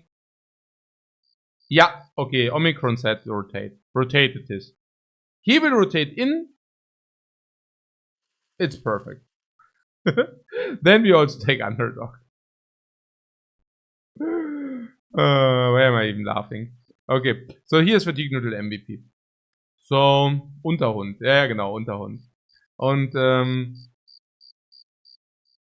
so what was this guy? Yeah, we could give him gifted plus range step. No problem. What did he just say about killing? Yeah, no, not with this weapon. I don't mind it. It's definitely a strong. He already has 38. It's so sick. Which basically means good luck to them hitting us. He, on the other hand, hits every single time. And good luck for them hitting us with the range projectiles. It also will not happen. Oh, by the way, is that our hammer guy? I think. Oh my god, he lowered this. Yeah. Okay. You know what? I honestly think he will probably just take the fatigue here. I think a 58 with our bannerman is more than sufficient. So I take the lower stat here. Also because the melee attack is at 100. 100? Yeah, it will be at 100. It's crazy. What do we take? Naja, gifted into more fatigue, of course. No? Okay. So, are we directly before a fight? Only if they attack us. Oh, yeah, the Hedge Knight. Yeah, the treasure trove, guys. The treasure trove. I mean, this guy can see sacrifice in the fight, so pretty good. Now, this guy... I mean, we are still leveling, aren't we? Yeah, we are still leveling. The question is, do you think in the fight to come, we have a problem? Because if, then we should not level. But I think we can just level. And then, is somebody damaged? Yeah, he's damaged by 10, who cares? Good. Henrik Good is currently not really doing it. He just doesn't have any weaponry. So, might as well take in the dagger for this fight. He's just so good in this fight. Oh, they were really attacking us crazy.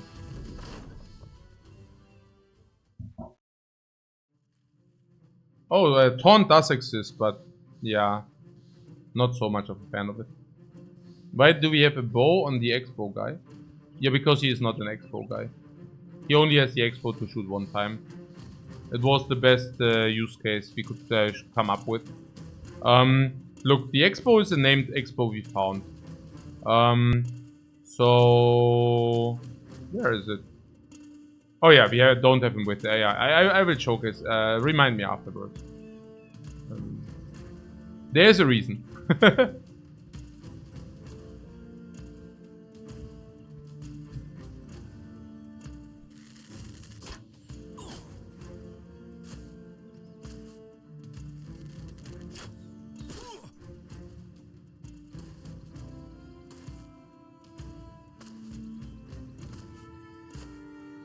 So the Hedge Knight will give us a great armor.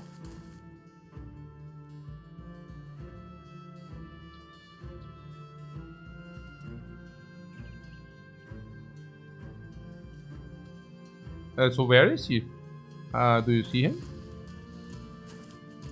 What? Where are you?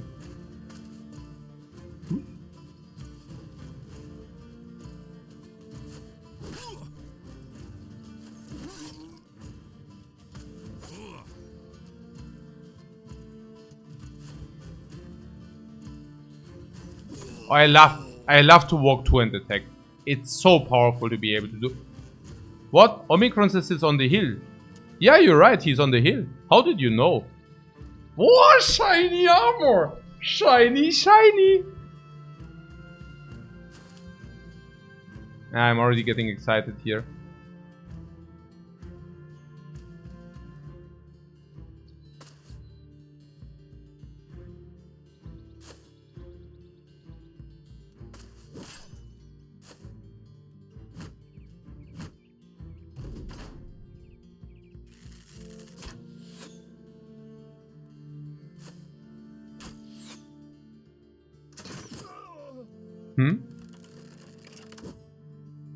Oh, MVP Cleave Master.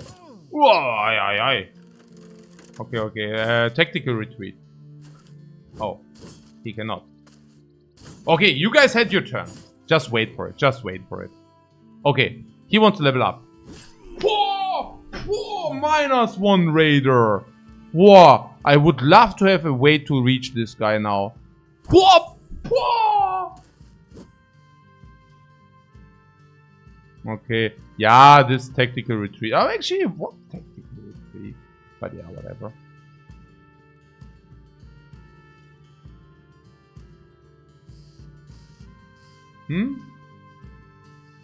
Barbarossa's, I see a bad roll. Not the best armor you could get, I think. What, this one? Is it not the 338? It could also be the 240, the 240 something, right? The 240, 28. It looks similar. I don't think there's a 280, which looks like this. But yeah, I think it's the... There are the skates for... Huh? It looks like a 285. Oh, really? Oh, man. I really need to top up my armor recognition game. I only know that the 320 looks like shit.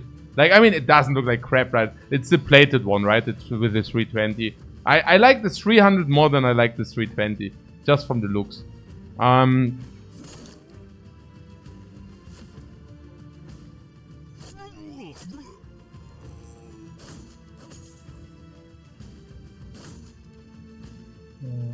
Okay.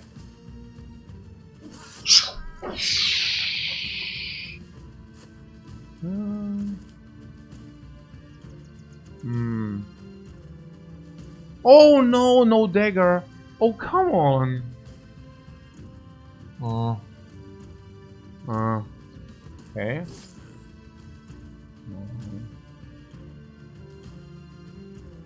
Does he have a dagger? No! Hey! Hey! Naja, look, the 320 has plated, and the, I think, like, the 300 has scaled, right? But it's all worth nothing if... Naja, das machen wir so. What? Barbarossa prefers the 300 more than the 320. Ooh! It costs so much more fatigue for only 20. Armor? No, it's 4 fatigue for 20 armor. And it's only 3 fatigue with...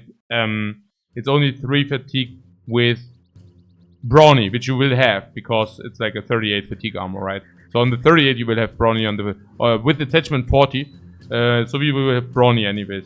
And then it's like 3 fatigue for 20. But the 20 is not 20, but the 20 is rather 35 because of Battle Forge. Or at least 30, right? So you basically have either 30 survivability or 3 fatigue. And you want the 30 survivability more. But it also costs 1k more. So, you know. But 5 armor per fatigue is bad.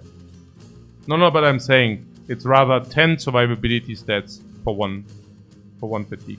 And that's anywhere but bad. Because 3 fatigue to translate into maybe 20 damage on your enemy, right? And 20 life is worth more than 20 damage on the enemy. What am I doing here? Oh, I'm not monkeying here. That was the end of you. Well, obviously, right? So, technical retreat or what? MVP, I don't want to lose the MVP to this crap. And what are they doing? Why are they... Sucker. Yeah, this would be like the... it's unfortunately the pull. Yeah, I don't know. What do we do, guys? I know, right? But I think this keeps our strategical options open. Okay, at least this guy has the dagger. Need to start somewhere. Super X.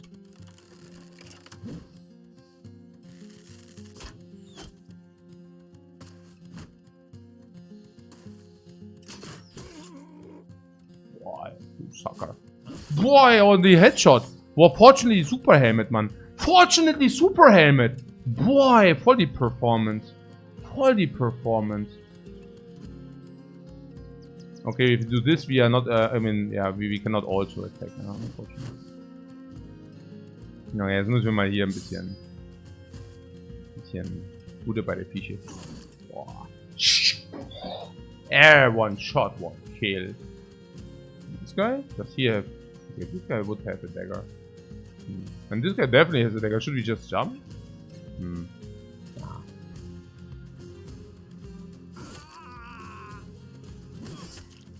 Yeah. My friend the Hedge Knight, eh? Wow, 72%! What the hell? Das ist ja so gut. Das ist ja so sick. Das ist ja so gut.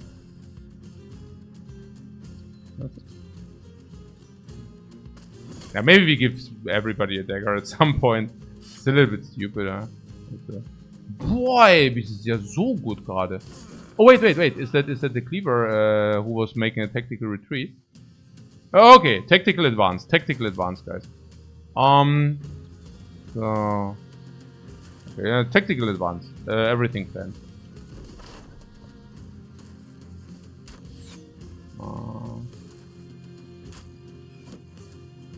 What? I'm destroying the property?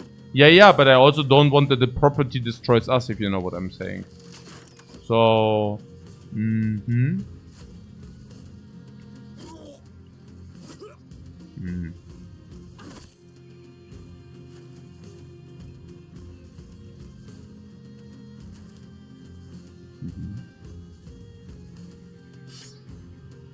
Oh, 90. Okay, at least the 93 did connect. Bomb! Nice. These guys are attacking us right now, by the way. Good idea, right? Good idea.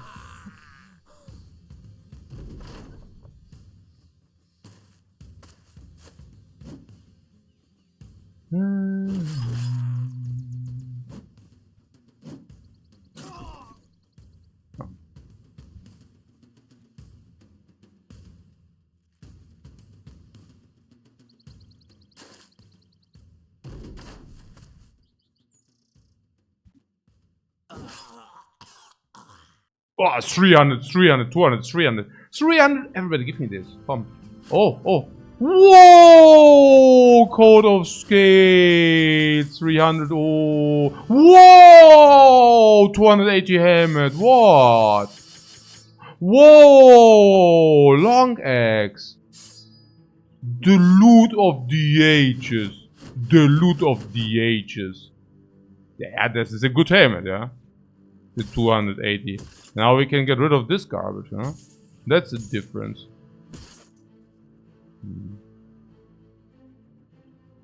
Oh, yeah.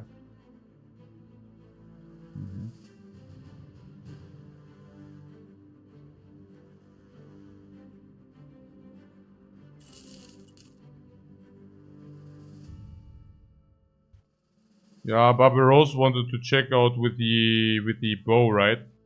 So how it works is this bow is just like a little bit better than it's just like a little bit better than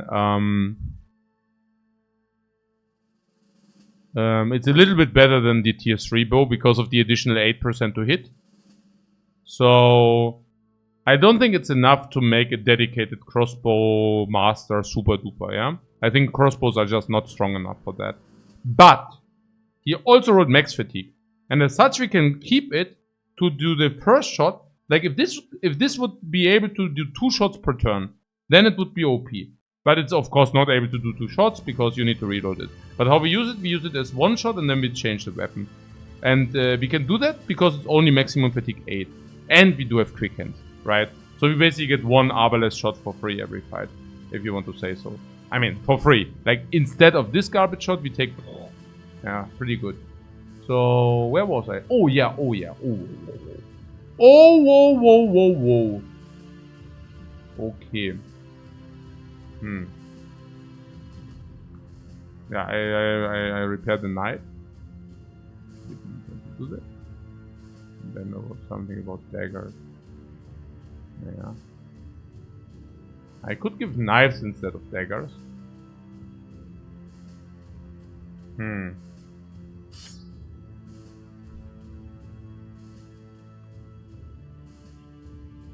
Wow, they even give us what? We move on? No pay or what?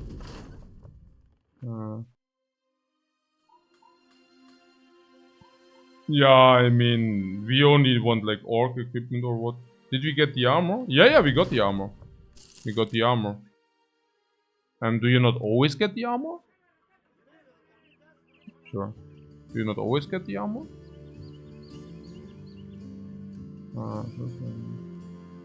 We could take this 3.7, it's a little bit annoying though.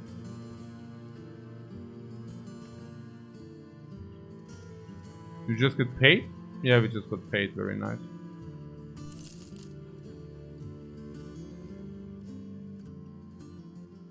Oh, no, we didn't need to destroy it. We didn't need to destroy it.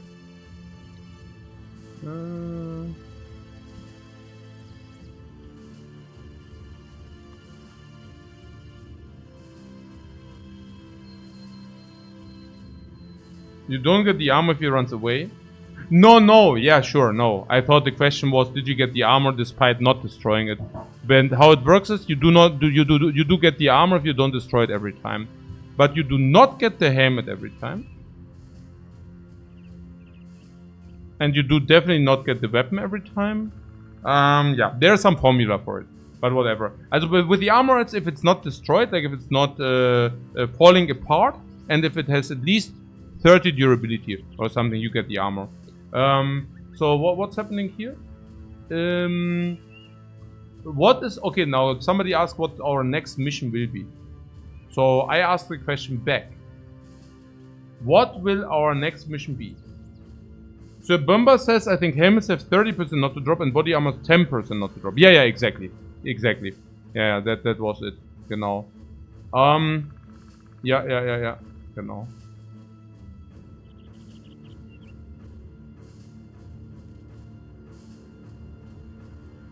But I think named you get every time, right? What was it not? That like named you do not have a check roll, I think. But it's also very specific, right? So okay. What is our next blah blah. Always drops if it has durability and 20-30%. Yeah, I thought so. But it's also not... It's not too important. Right.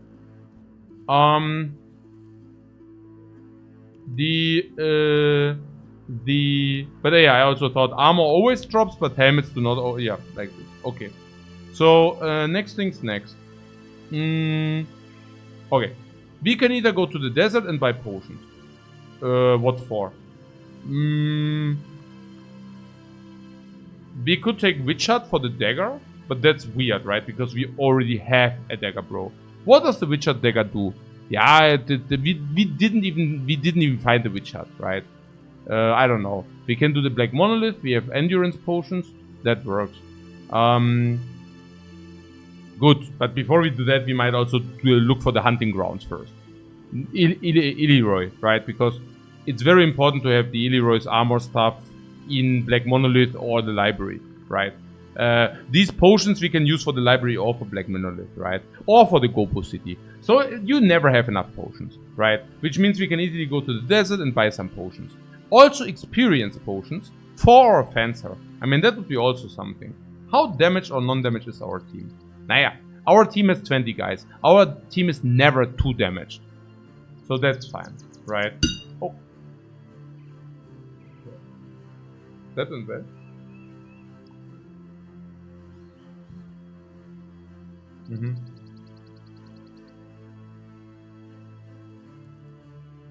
Barbarossa says, I know that in 10 years you will never do the Kraken. We will do the Kraken today. Not today, but we will do it. Because this time we actually did already found him. There was somewhere here. And we also activated the quest. So, yeah, we will. Because we actually now will... Okay. Before in the other runs it was super sucky, right? Because we said, okay, now we also want to try the Kraken. But it was hyper suck. Because sometimes we didn't even find the pillars. And if we found them, we went there and we still needed to fight Unholz first to have a shitty fight. I mean, it didn't make sense, right? But this time, we did already find and activate the quest. So now, we need to bring Unhold Heights, right? So, in the next days to come, we will find Unhold Heights. And then Heights. And then we will do that. So, yeah. So we can do to the south and buy potions. That's option number 1.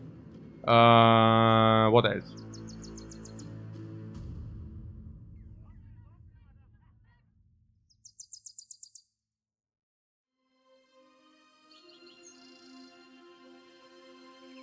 Also our team. I mean, we have a little bit too many dudes in our team, frankly spoken.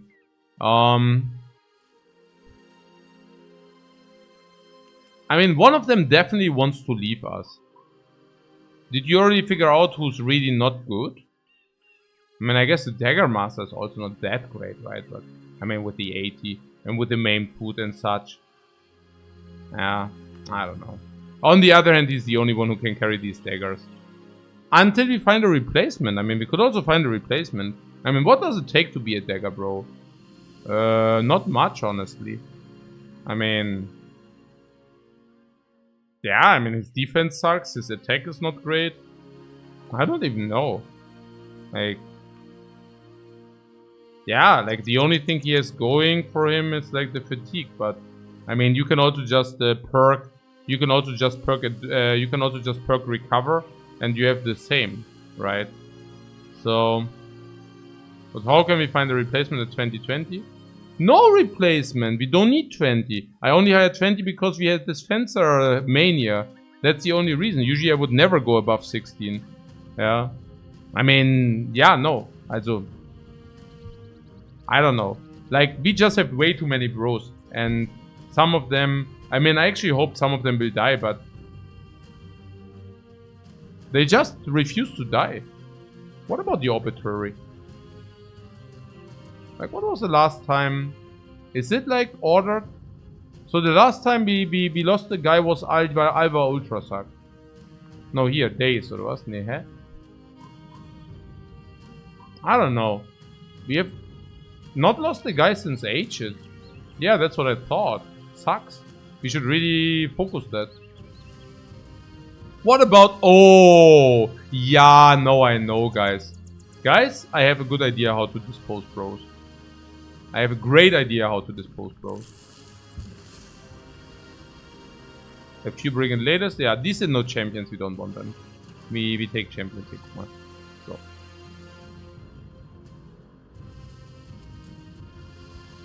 Do you see some champions? No.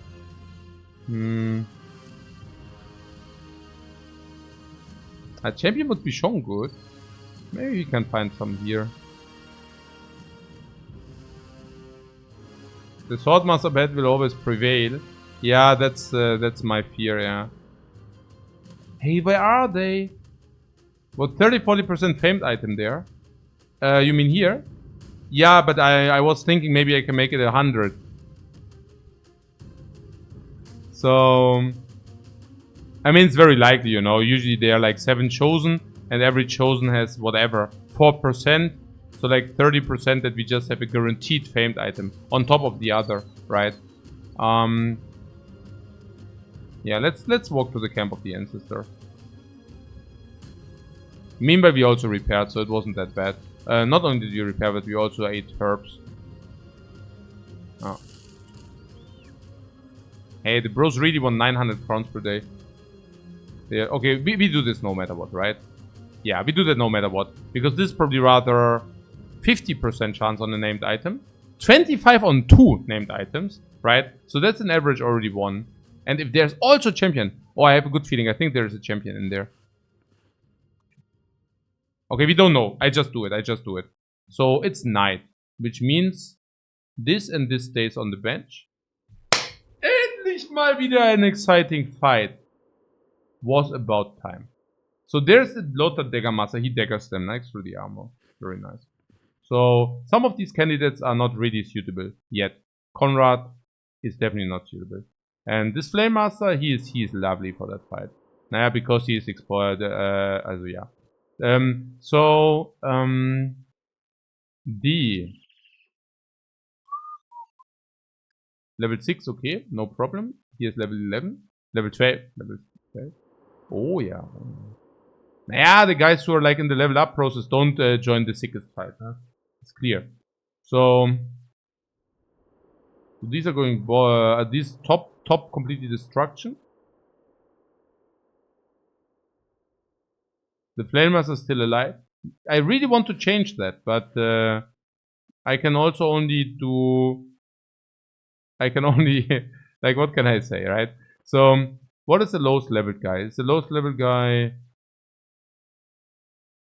I mean, this guy will probably. Have. And why is this running around with this garbage? Oh, we can give him the nuts, man. Wait, he has now 80 fatigue with this garbage crap. Now look at this.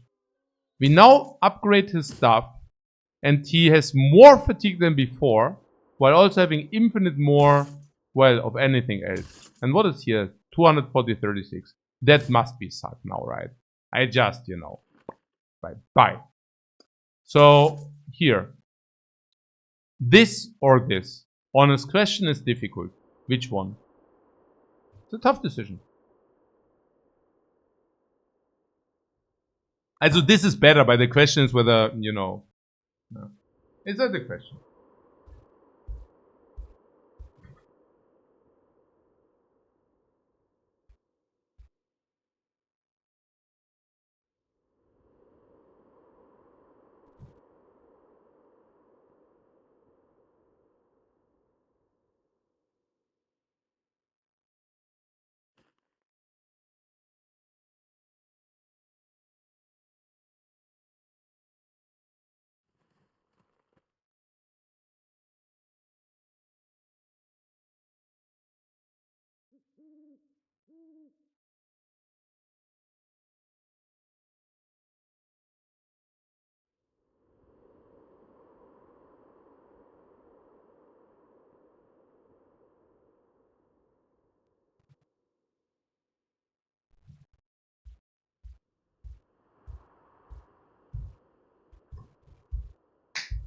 Okay, the time is up.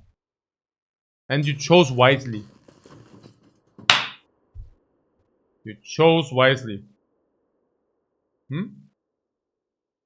don't think the camp is as high as 50% named. No. There needs to be a really big camp further away from civilization. I mean, it has a 70% base. And you're saying the distance deducts more than 20? Or was the base 60 on Barbarian Worship? No, I think it's 70 base. And you're saying this deducts more than 20? I would doubt that. But it's also not too important, but as we take what it is, but no. What? Ja, hier. Guck mal. Fur. Also everything wants an attachment. I do see a Dagger Master with 90, right? But I also see that he suddenly has a Gladiator's Harness. Sicko. No, echt? No, maybe not. Maybe it's whatever. So what? Yeah, good. This is attachment, this is attachment, this is attachment. This has... Well, I mean, it's garbage. So, I mean, it's not even that bad. Also on the fatigue neutral anyways. Yeah, but I also don't really want to give him attachment, so now I'm like, wait, fatigue neutral?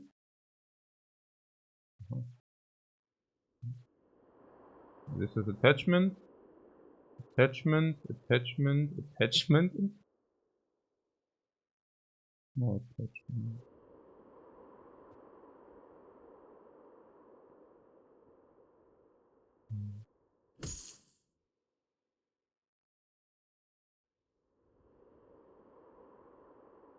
Give weird attachment? I don't know. Is bone plating better than the plus 40 on the biggest Battleforge armor? Yeah, well, yeah, for sure. That ain't close. Yeah. Also, an average hit is probably 60, 70. So, in most cases, it's probably whatever. But if the hit is any big and might inflict damage on your HP, the Ebony Bones are way better. And also putting that aside, they are also way better because they just save you a lot of repair every fight, right? Like, which is pretty crazy. Yeah. Gott, du hast eine Frage. Ein guter Freund von dir haut jeden Monat 300 Euro im Lotto raus. Das ist irgendwie, das klingt irgendwie wie die Schularbeiten von meiner Tochter. Aber, okay. Naja, genau. Mr. Meyer gibt bla bla, okay, whatever. Er will was? Und bestellt sich laufend, dass er kein Geld hat. Okay. Du kommst nicht durch und jetzt brauchst du einen Lösungsansatz.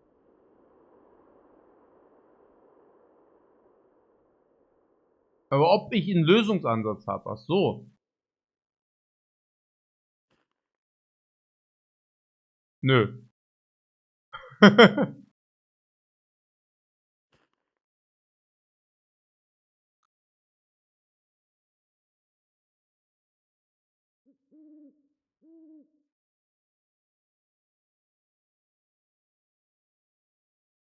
Ja.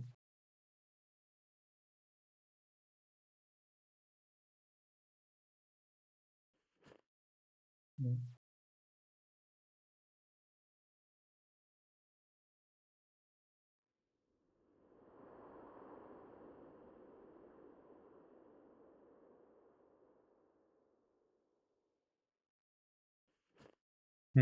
Also, what Barbarossa is that the Barbarian Sanctuary is so the base chance is 28%. And distance from civilization adds on the percentage. Or the other way around. Because, like, what I said was basically the other way around, right? The base chance, there's a list of it, right? And it's basically X%, and then you basically reduce if it's closer, right? So, but yeah, I mean, yeah, probably doesn't matter whether you do it one way or the other. Genau. What? Du findest es halt traurig irgendwie, aber es ist halt sein Geld? Genau. Es ist sein Geld. Das ist der Lösungsansatz. Ja. Das ist exakt der Lösungsansatz hier. Ja.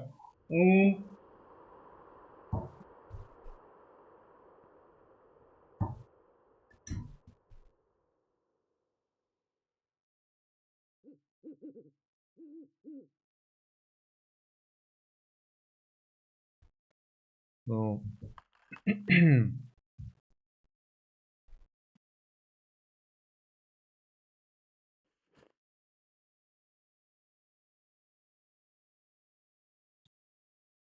Yeah, somebody in the chat asked about like there's a friend who spends a lot of money on gambling and kind of 15% of his net monthly salary. And yeah, I understand that there is sometimes the urge to try to convince people what's better for them and what's not, but ultimately it's their life, right? I mean, yeah, it's either you let people do their stuff or you don't. Like me personally, I think everybody does what they like. Yeah, it's yeah, like it's their life. Yeah, it's the same if somebody goes to parties. If this, it's the same if somebody drinks alcohol. If this is the same if somebody does, I don't know, smoke cigarettes, right? I do have not exactly like uh yeah, like I do not have the urge to convince somebody of something different. Yeah, whatever. Yeah, drinking alcohol might be even worse than spending a certain money on lottery every month. I don't know. It's, yeah.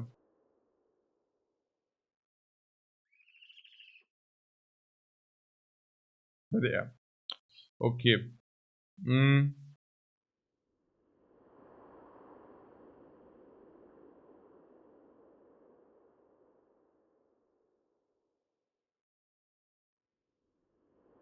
What chance of famed items in a given camp does not increase with distance to civilization?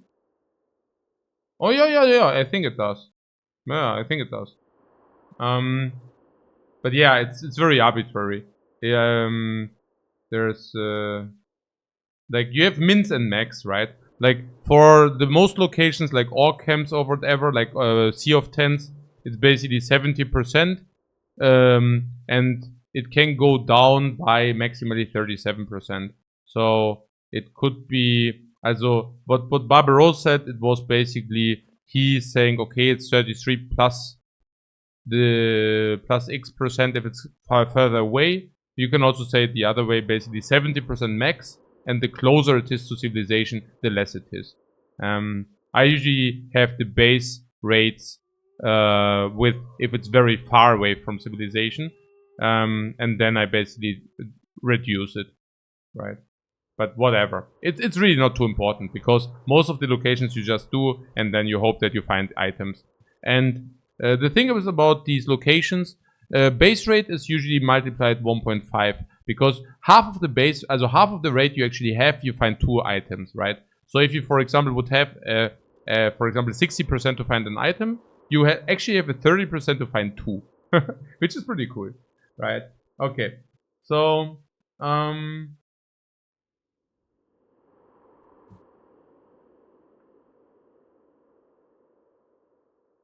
oh yeah, we are about to enter this camp. Not with him because it's night, not with him because it's night, not with him because level 6. Ah, what about him? Not with him because he's level 7. Oh. Okay, not with him because he has a wound and only level 10. Yeah. I mean, what is about this guy? I mean, he did not even level up, but he is Swordman. This is a very good roll. Oh, it's a very good roll. Oh, wow, it's that roll. Oh. Yeah, Swordman, I said, right? Swordman. And he wants an armor which is disposable.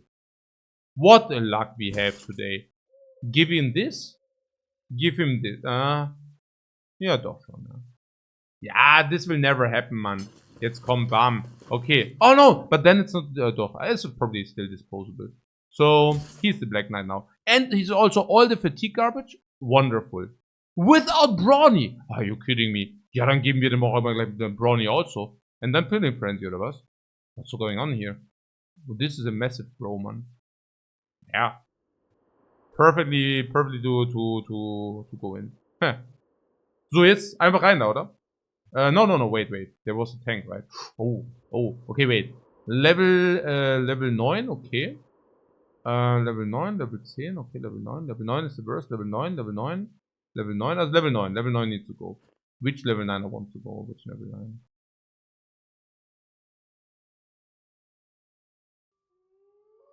Yeah, this guy, I don't know. I don't feel well, but this can go in here. Tank, good. Ja, they really didn't roll the best. Ja, whatever. Jetzt ist es hier auch nicht zu important, oder?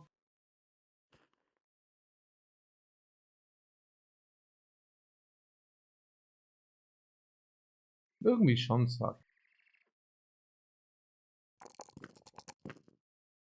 But okay, I mean, it's ja nicht so schlecht. It's not so bad.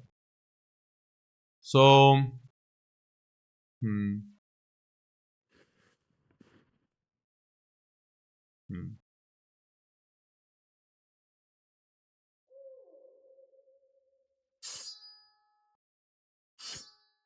Perks?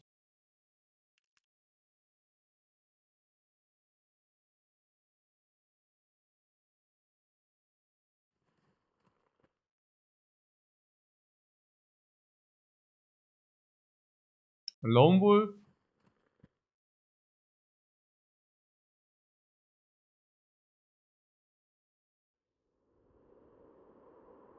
But this dude looks like Jon Snow.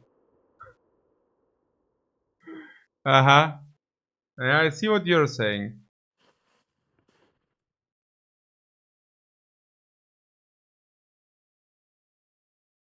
I mean, we are not missing any stats, right? I can just give him Brawny and we are over with it, dude. Fertig. Yeah. And Camp of the Ancestors. No! No. Yes. No. Yes, yeah. Okay. 20! Was?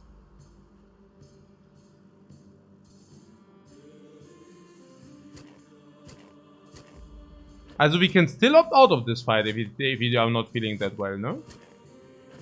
I'm just saying. We have deserters. We can always desert. If we desert, we would need to make it manually. Because they can do adrenaline. So how many are what? Really? 3, 4, 5, 6, 7, 8, 9, 10, 11, 12, 13, 14, 15, 16, 17. And drama. So they are never running out of fatigue, yeah? Huh. And we are saying no problem. No, what are we saying, guys? Oh yeah, I'm saying I get myself some snack. And you're telling me what we are actually saying.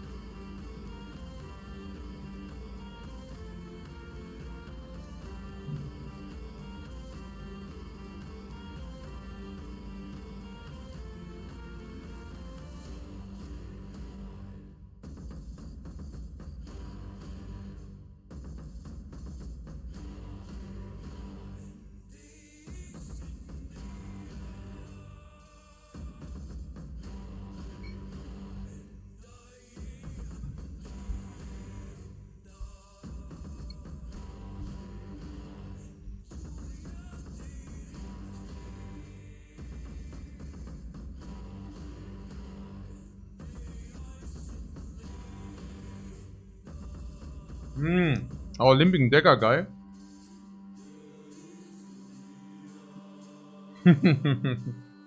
Right.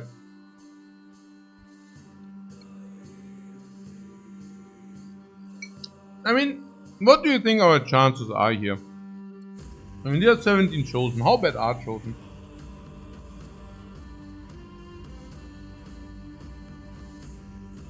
Are chosen any difficult? Or are chosen piece of cake?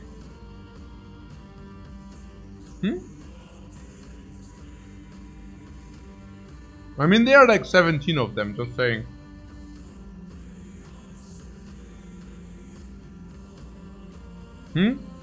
Would a Flame Master win a 1 versus 1 with a chosen? Yeah. I think so.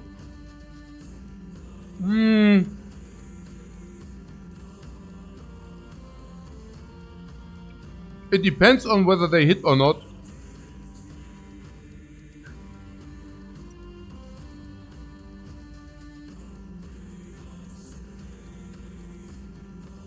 More dangerous than Sea of Tents. Jan the Eggman says I wanted some bros to die. That is also true.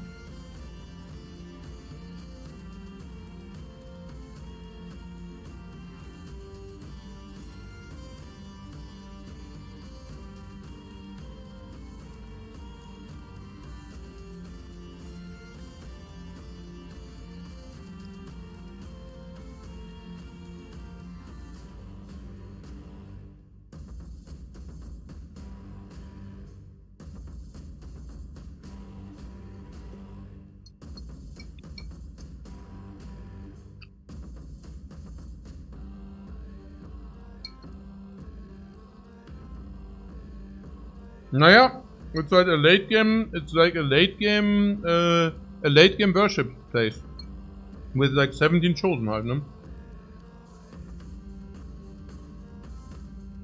The snow will be red, red after this fight, you guess.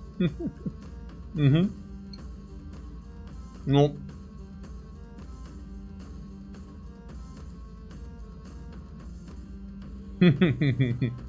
Yeah. Right. Thanks for the input. With our Blood Monker? That is the question. Like how strong we are, yeah?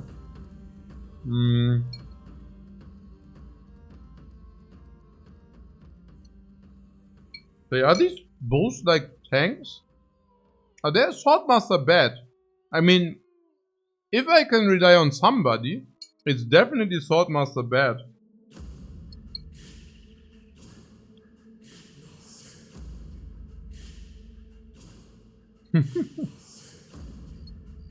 No.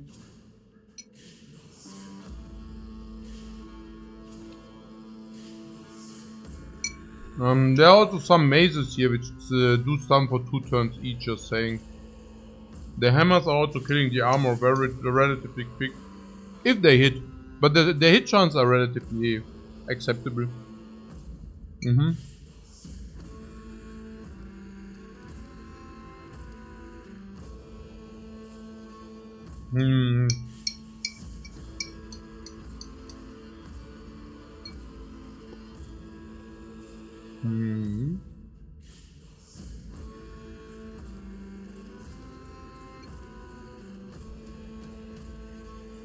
My weapons seem not to match them, they match against Gobos.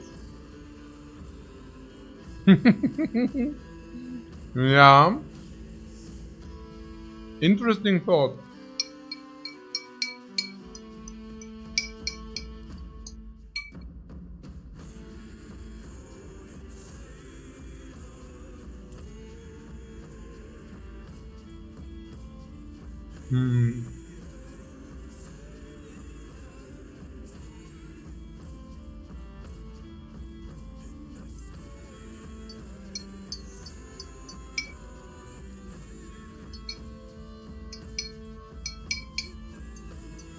Yeah, this fight will definitely be hard. No.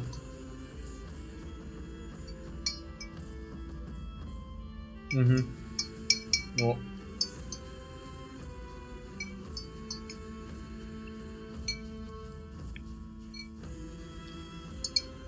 How many of them are disposable?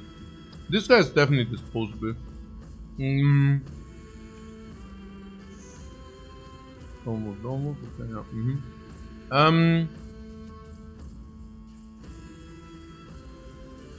What can win, but probably losing 1 or 2 bros. Oh, I think what the guys are afraid are not that we are losing 1 or 2 bros. I think what the guys are afraid is that we are getting wiped. And this is completely disposable. This is completely disposable. And this guy I would prefer not to lose. This guy I would prefer not to lose. This guy is whatever, probably. This guy is also, I would really love to have him. This guy to lose this guy, that would also be sad. This is whatever. This is a little bit. This is whatever. This is important. Yeah, I don't know. It's close. Also, I don't really want to invest all the bros. I mean, that's really expensive. The helmets of them are usually nature 250. No, actually, it's not true. These helmets are actually what, 180 or whatever, yeah? It's not the super barbarian helmet. 180 and the armor is what? I don't know what the armor is. It's 200. It's not like 6, okay. What is this?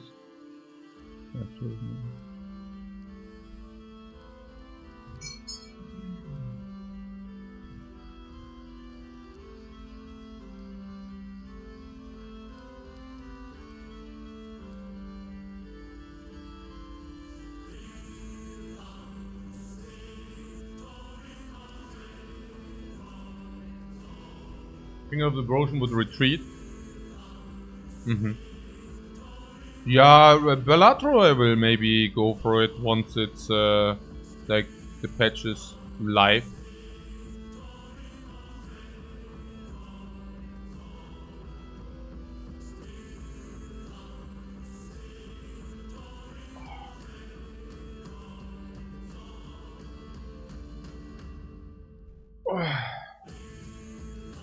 And then it says, if the chat says the fight is winnable with losing 2 bros, I will win it without losing anybody. Challenge accepted.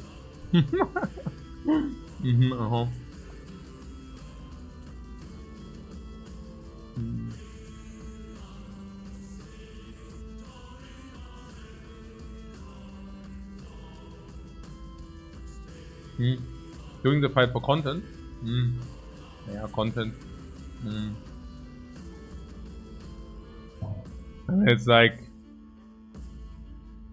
if we are losing our team, we are losing like 20, it's like 30 hours of progress. But yeah. I probably end the fight with 13 bros, right? Yeah. Okay. So, yeah, I think we can take okay.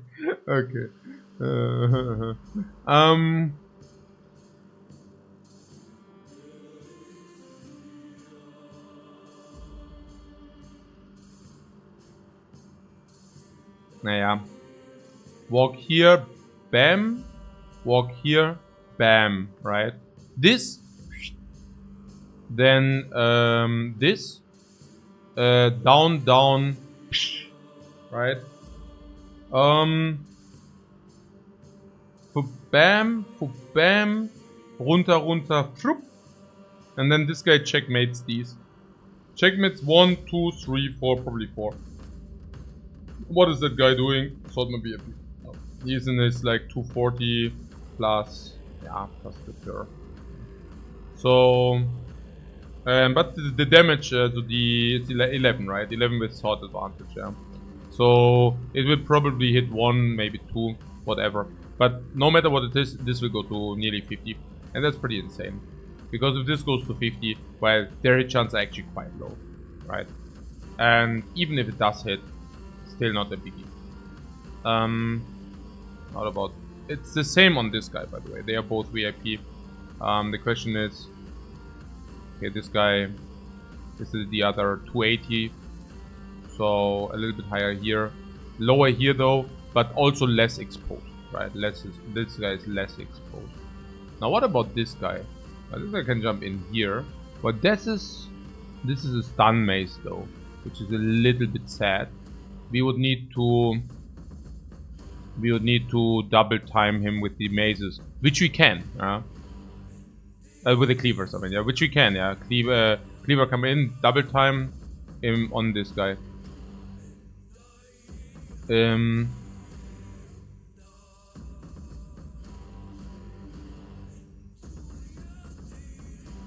So this Billock is very strong against the armor, right? So, okay, the thing is that the Spearmaster is first here, unfortunately, right? So, if we go here, this at the moment is not... I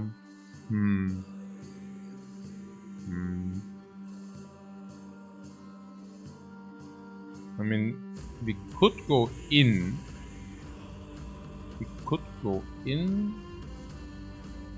Schon ein bisschen...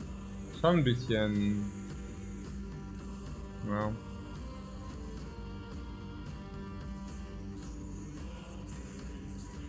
And then shield screen mazes. Shield push. Nah, they have one hit anyways. You cannot push them away so to prevent the hit. But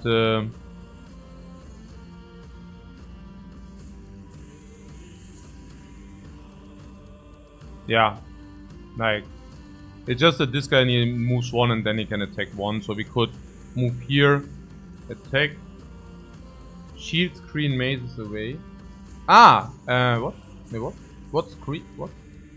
Also, this guy goes here, bam. I mean, we have the tank. Like, the tank can actually also tank, honestly. He just does what he is doing best.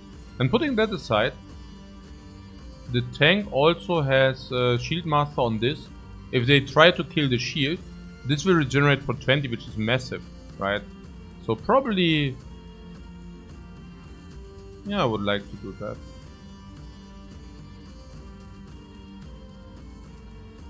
Yeah, we have an injury on the dagger bro, but I mean, it wouldn't be too bad. Like, that's not why I would do the retreat. There's also something about 3 spaces. 1, 2, 3. Okay, this is also interesting. Because, honestly, this guy is a lone wolf, right?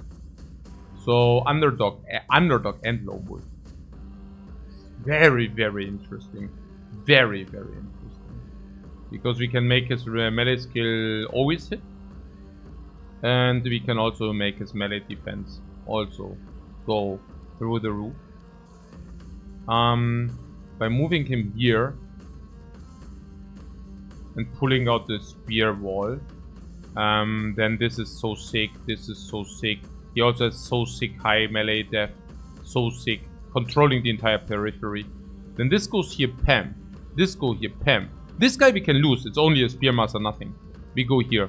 So we go here. Now, sick. Utilization of Lone Wolf. I work alone. I work alone. I work alone here. So this guy goes here, pam. This guy goes here, pams. He is sitting here. 1, 2, 3. Oh, yeah. In the bottom half, I'm reaching 2-hand bros. Oh, you mean that we pull up with E? No. I think it's pretty good that we have this guy to control the periphery here. I like it quite a lot. Yeah. So I think this guy should actually block. This guy should block wood shield going 2 upright. Here or want to make?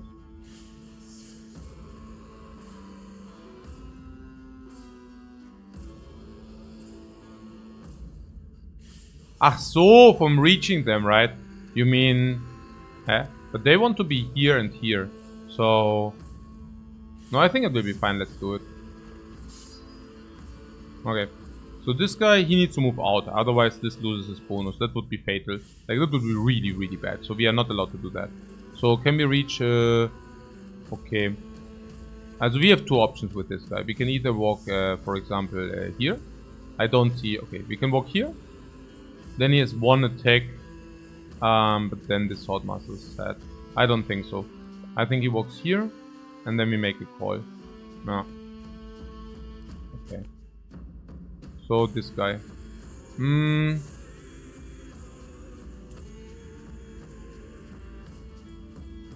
It's a little bit sad that he cannot connect.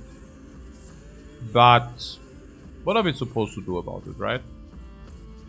Like if this guy goes here, so he can only connect if he goes here, but then this guy doesn't connect, right? Which is weird, I feel. So I want to be here. Maybe here. That is the question. Also, if you walk here, he will be blocked here anyway, so what? Are you kidding me? Okay, so we cannot really do it.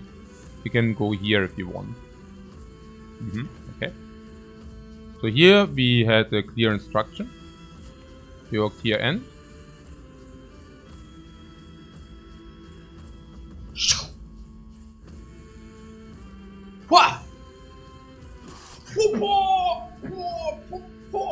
The armor is faltering. And damage pierce through the armor. And bleeding. Voll die Mega-Aktion. Well, we could do that. I mean, this is also exposing us. Maybe we might not even want that. Honestly. Naja, if we walk here, we expose ourselves to the exit. Honestly, I don't want that. It's even stronger. And we are also not sure. Maybe he doesn't want to move here then, right? So maybe we want to actually move here. Still giving him the option to jump here. Maybe we even want to move here. I think we won't. Will hope.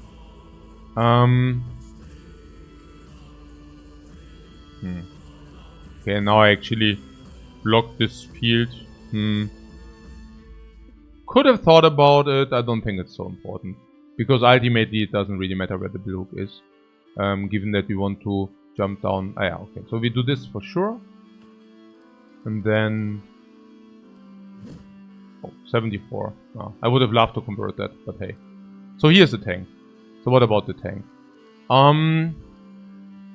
The tank...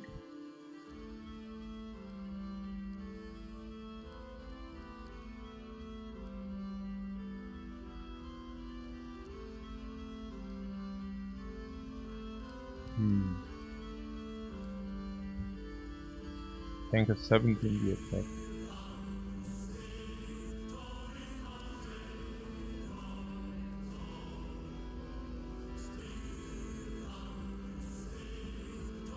Flamer, the other one is also coming. Flamer also is underdog.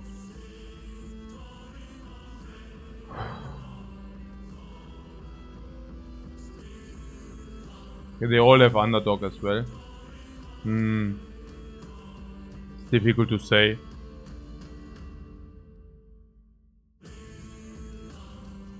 Yeah, it's actually tricky to say. It's so exciting, isn't it?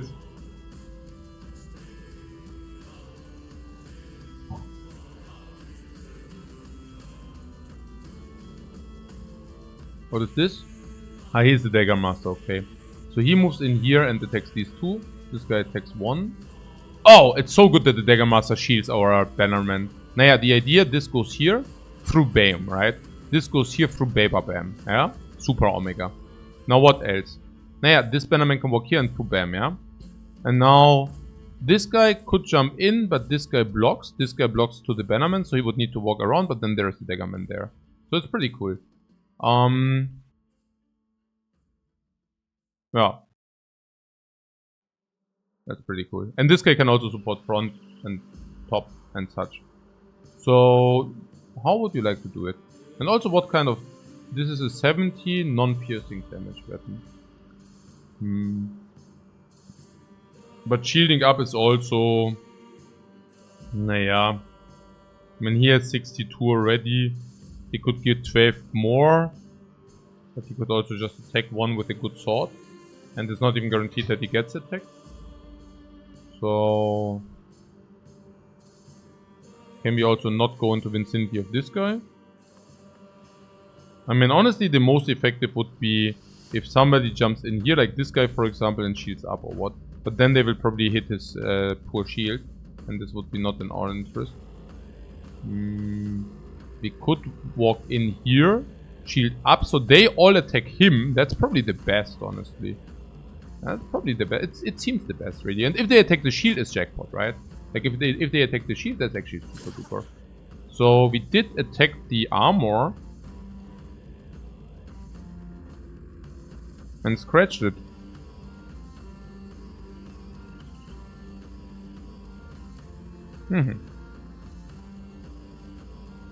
So here I just assume that this tank is holding up all the heat. Why? Well, either they cleave and he's laughing at them because they cannot hit him, or they mace him and he's laughing at them because they cannot hit him, or they attack their shield with this or with this and he's laughing at them because the shield does regenerate itself. So I'm really curious whether we should not really just do this, honestly, or can we even do this? Yeah, he can actually walk there. Is it clever? I think it is, honest. Then he moves here. I mean, he could also move here. I think that's even better. It gives us option. It gives us option. And then this guy goes here, huh? Okay. Go here. Whoa! Great. Whoa! The armor is gone and scratched. Now this walks here. And yeah. You can either shield up. But again, like this shield is also somewhat in danger. So I would rather like to attack the mace. Yeah, the mace is pretty. I also don't expect them to attack us here. Okay. Wender. 78. Big hits. That's my focus. 19% by the way, huh? Okay, they attack the shield. Did you see that? Okay, they walk there what we expected, right? We expected this. Okay, they double stunned him. Okay, that's really sad. Did they hit him? That's really sad. He used split man and hit him for 19%. Okay, that's extremely sad.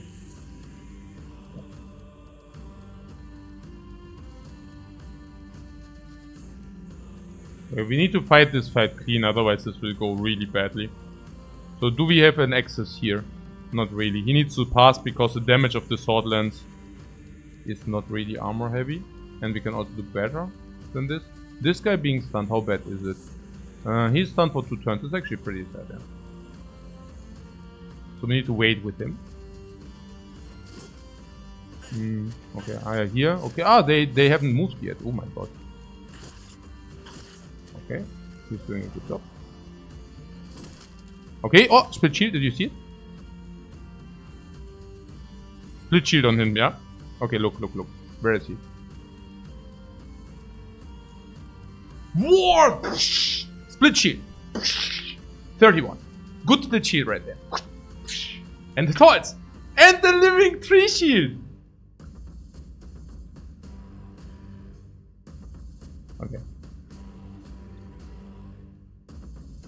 Look at this here. Puncture. This is the moment. This is the moment.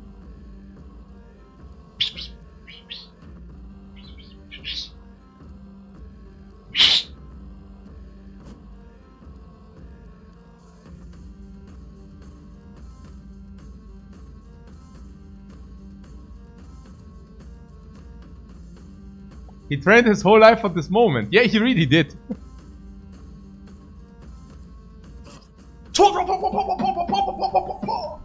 Oh my goodness. Oh my goodness. The shoulder is injured. He cannot hit. He is so sad now.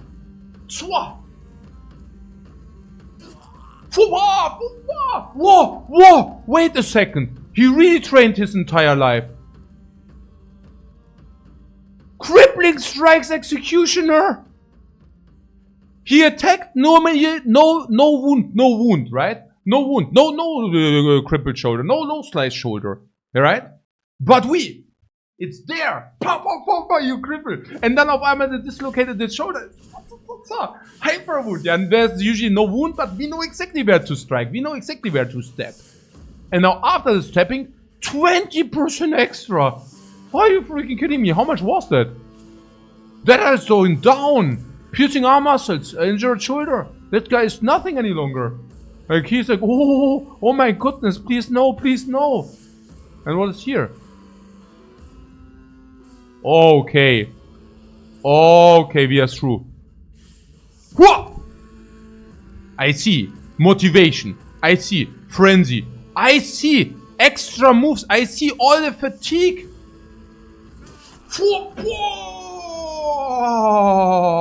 What? Strike continued, or? What is that weapon? 110%, 40% armor pierce, super omega damage, and also HP.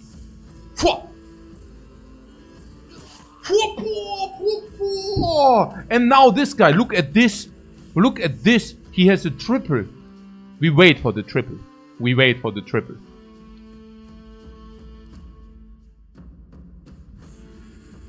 Not that he can use his extra attack, but he already has frenzy. He will receive frenzy.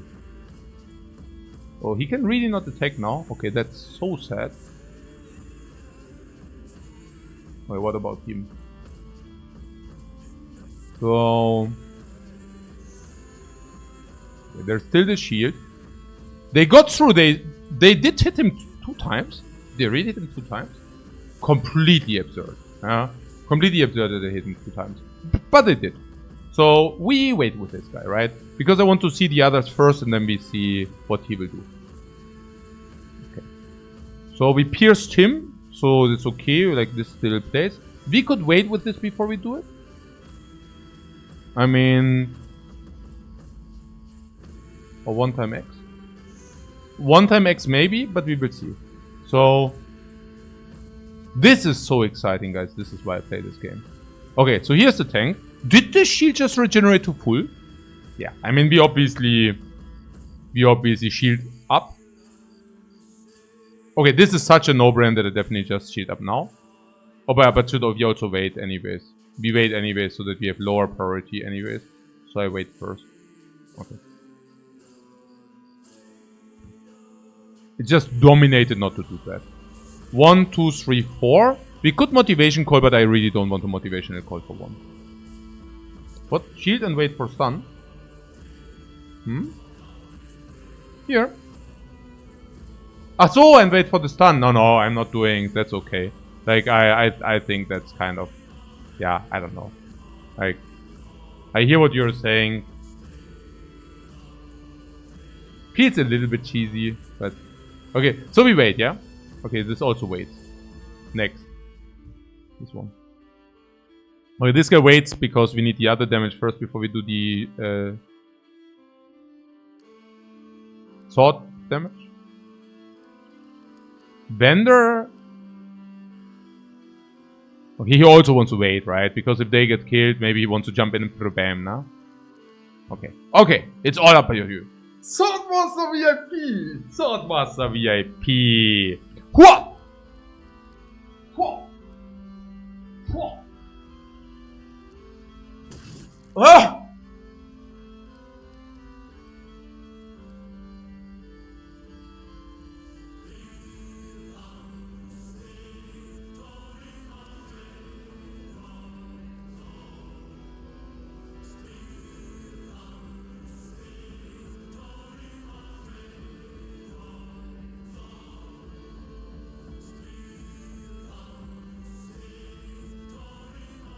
Oh, it was so important!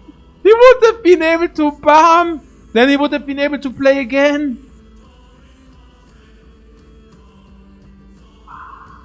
Sucker. Okay. Whoa, there is a triple if you walk here. Whoa, we want that triple. There are 2 different triples. Which one do we want? I think I take this one so that I can attack here as well. Walk here! Walk here! Wait, this is on the other end, this has a mace. Maybe we want to do the mace too. Better. On the other hand... triple behind sword?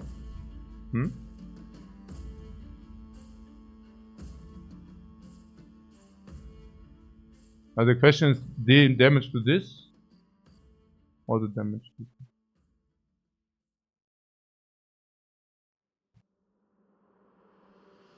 Oh! Yeah, okay, but on the other hand, if we kill it with the 2 move, even if we kill him, we are not allowed to take another move then. So that's kind of so-so. The damage on him is actually not that great, because we daggered this guy down now. Like with this guy, and he's also already relatively ineffective, right? Like 70, wavering, 63, pierced arm muscles, injured shoulder. So it's not very, you know, likely that anything happens. I mean, honestly, he has 5%. And about this guy has cut arm sinew. So I think that's fair. But the only question is, okay, this guy? I mean, currently, we're not really... Honestly, this guy can now move here, right? Oh, okay, but then he will only get stunned. But it's still bad. No, that's a bad idea. Okay, so... Yeah, okay, let's do him. He also has much weaker armor, I just realized, right? I mean, his armor is weaker than this. Also, headshot. Okay. So, next. Oh, wait. Okay. Never mind. Yeah, if we connect, we kill anyways. So I don't think I need to headshot. And if we connect with the head, do we kill anyways? Hey, we might. Honestly, I should probably take the 3 more fatigue. Probably just better. It deals 50% more damage and probably important damage. I mean, if we do this, we also guarantee that the headshot also does kill, right? Not exactly sure whether we want it. I mean, this guy is cut arm sinewed anyways. If we basically hit his head, we do not kill. This guy is also cut arm sinewed. And a cut arm sinewed basically doesn't even pierce the armor, right? So honestly, maybe just normal. Just normal. Bye-bye. Okay. So, next things next, this guy. I also have... Okay, wait. The shield is already... where's the Sword Master bed? Here. Okay, the shield... I think no shield wall, because the shield, they will probably attack the shield now. Right? So, the question is, where do we want to move this guy? And this is a hammer, this is a mace. If you move him here, this could mace this guy, which we definitely don't want to see. Yeah. So, never there. Now this guy probably moves here and mazes this guy, which is a little bit sad. We could move this guy here to prevent that, I don't know. The only other option is basically to move this here. And also what's happening here? Also he needs to shield wall up, spear wall up because... Okay, if they jump in here, this guy has a double attack with frenzy and also with full power, right? So we actually want this. And if we don't do it, he needs to walk, which we don't want, right? So yeah, no, I think that's it. And if he does stun this guy and not this guy, okay, are we really that sad then? No, probably not. No. Yeah, okay. And if they both jump into him, even better. So, is this still 3 distance, right? Yeah, I don't know. I mean, his stats are amazing. 162, like what the hell? I don't even know why they do have... Yeah. And fearsome as well, right? Oh no, fearsome he doesn't, but okay. So... Okay, the spear wall goes out, no? And now we could also shield wall up. Then it doesn't matter how often we get hit. Because the abundant fatigue goes into nowhere. Honestly, we could do that. We could also just push him, no? 95. You sucker. Okay. Oh, here. There's one option we have. We can do this. This. Yeah. We could also do this. But then we are also exposed to him. Which is not even that bad, right? But, okay, so that's option number 1. Option number 2 is we walk here and attack him. Giving him a better hammer, so I don't know. The hammer on a single target is much less good than the hammer on a 3 target. I'm also really wondering about this mace. So if you walk here, what happens then? Well, they tried... the only thing is that this Swordmaster doesn't have a very sick attack then. Yeah, that's the only thing. On the other hand, if we walk here, then the Swordmaster does have a very good attack. I mean, okay, no, only if he doesn't move. Yeah, never mind. No, we do this, right? Do you think our top is too much under siege if we do it?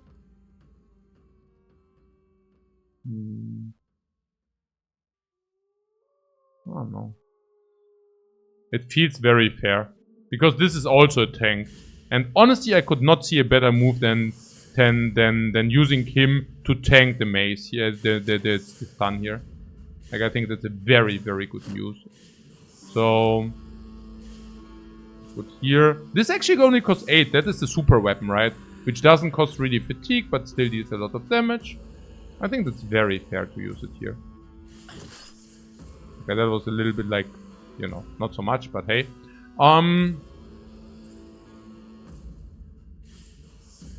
So, this guy, yeah? I'm helping as well. Okay, so this guy, we talked about that we don't want to shield wall up because the shield is already in the aim, in trouble. He could shield push, but shield push is ineffective. Yeah? And honestly, these attacks are also cheap. So, oh, what about this guy though? Yeah, we can walk here, but then they don't walk here, right? Which is not in our interest. On the other hand, if we walk here, we are susceptible to a maze stun, which we also don't want. Hey, these stupid mazes, guys.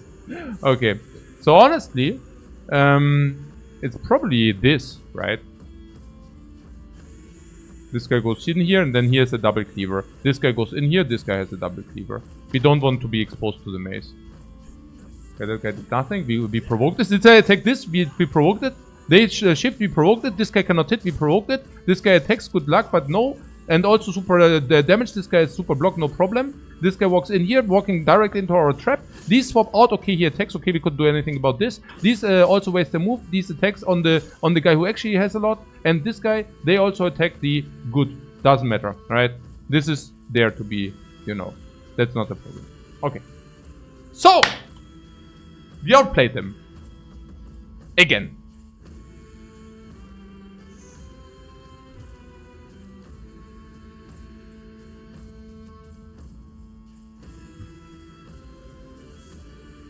Have you not got a real heater sheet instead of the undead one? We didn't have one, but I know what you're saying. But then again, we also want to use them at some point. I mean, they are not even through that shield yet. Just saying. And that's a triple here. But they also nearly all already did their move. Which means that we can wait. That we should wait with him. Because it's so much better if we can actually use him to kill. Yeah? This guy waits. Now, here we can walk in and attack. This guy is the Maze Master. It's really, really important that the Maze Master dies. So, I walk in.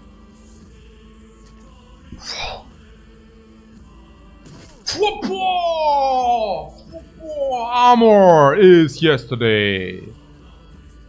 Okay. So, this guy could push. But after this happened. Motivation, yes or no? It's for 2 guys. Or did they even attack this guy? Or did they just completely ignore him? No, they completely ignored him. Naja, wie auch immer.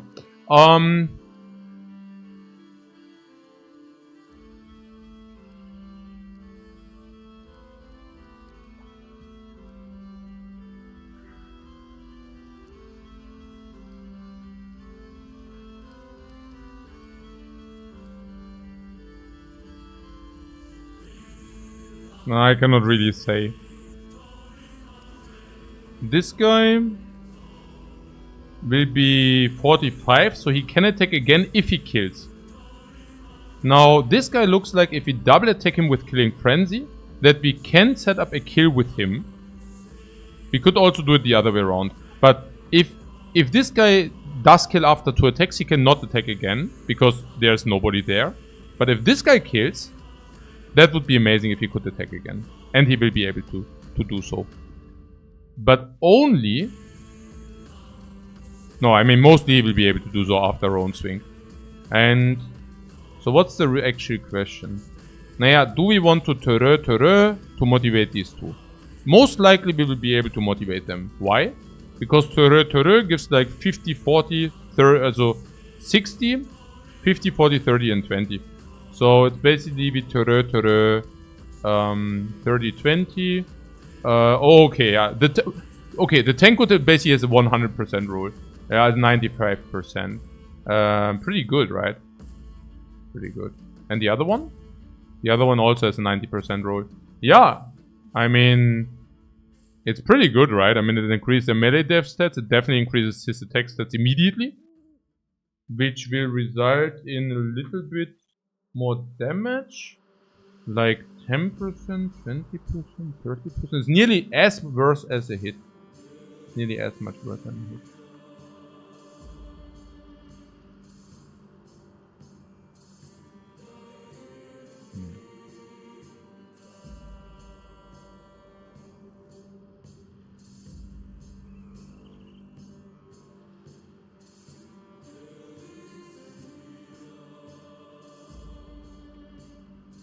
It's definitely paying after 2 turns.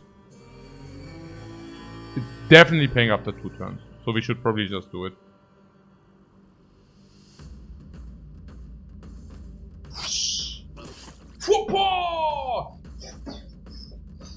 We talked about this.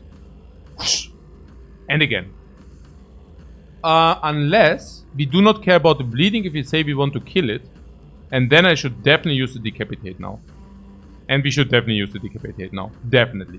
We need the damage. What the hell is going... Hey, the damage is... Hey, the damage is... Boah, das ist so bombastischer Damage. Hey, we are really... Bam. Okay. I'm so excited. I don't know whether you realize. Okay. So, now it's really, really important. This guy has probably 90, so one shot does not kill, right? And he doesn't have frenzy. So we need to prepare this guy at least one time.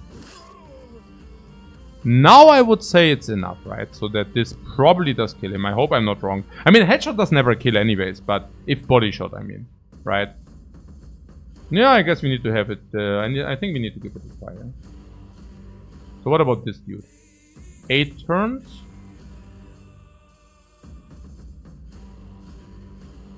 Yeah... Wait. No. Yeah, wait. Wait, they didn't close in? Okay, if they didn't close in, wait. Ha! We prepared everything for this moment.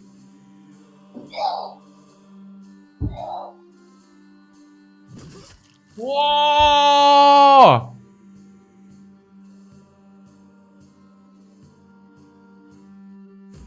At least we hit him.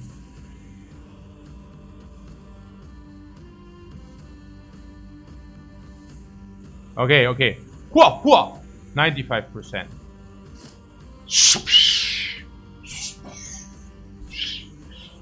95%. And the block on the 62. And the block on the 60. I'm feeling like I'm fighting the caveman here.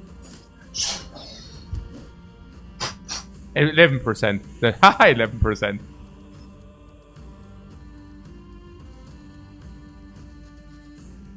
This guy has a wound, I heard. This guy has a wound, right? Oh, wait!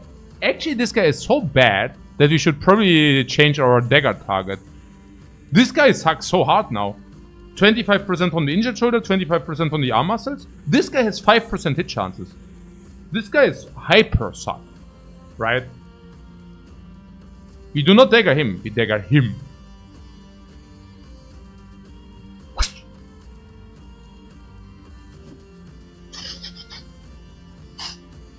Again.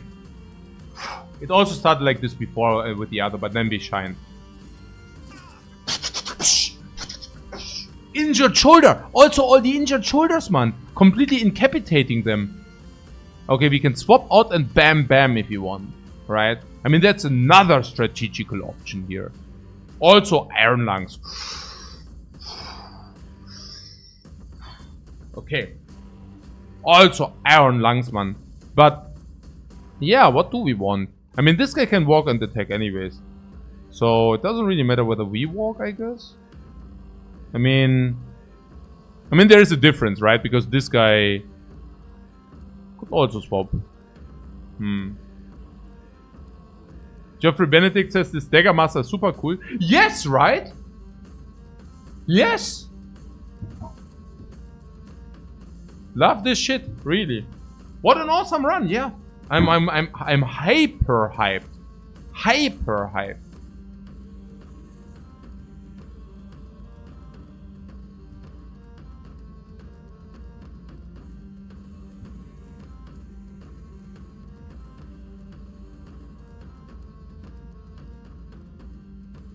What? Injured shoulder doesn't give additional downs? What do you mean? Like, it's doing something, right? Okay, so... so it is minus 25% damage, I see. So what you're basically saying is this guy goes from 70 to 50, wavering 45, then he has 10% to hit it for 75% damage. I see. Okay. Good to know. So we could swap it and then he can bam bam, right? The alternate would be that this walks in. Or what? No, the alternate is that he just stays. Okay, I'm confused, guys. I don't know. What did happen? And why did he just activate the cat? No, he didn't. Or what? Wait, did he? He didn't attack the cat? What? No, what? Oh, he lost his stun and was bleeding. This guy attacked somebody else, right? Yeah, whatever. So, whoa! Whoa! Pierce arm muscles! This guy is also out of the combat. Okay, now look at this. Look at this. This guy is prepared, guys. Be prepared for this moment. Oh, also this guy is better if it like bam, yeah? Like this guy still has everything. Now we focus this guy. Okay, this guy dies. This guy gets killing frenzy. We utilize all the fatigue. Everything dies. Shh. Shh.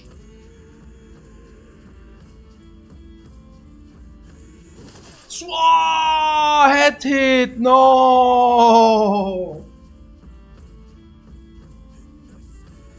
Oh, such an important one. Oh, okay. Okay, if we want, we can push this dude so he loses one attack. If he really has Shield Master, and he does have Shield Master.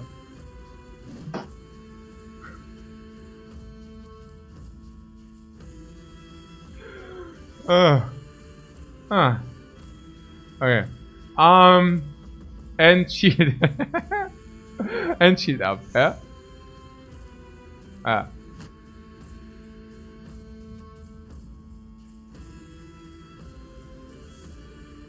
Okay, that's a question. This is actually not so clear to me.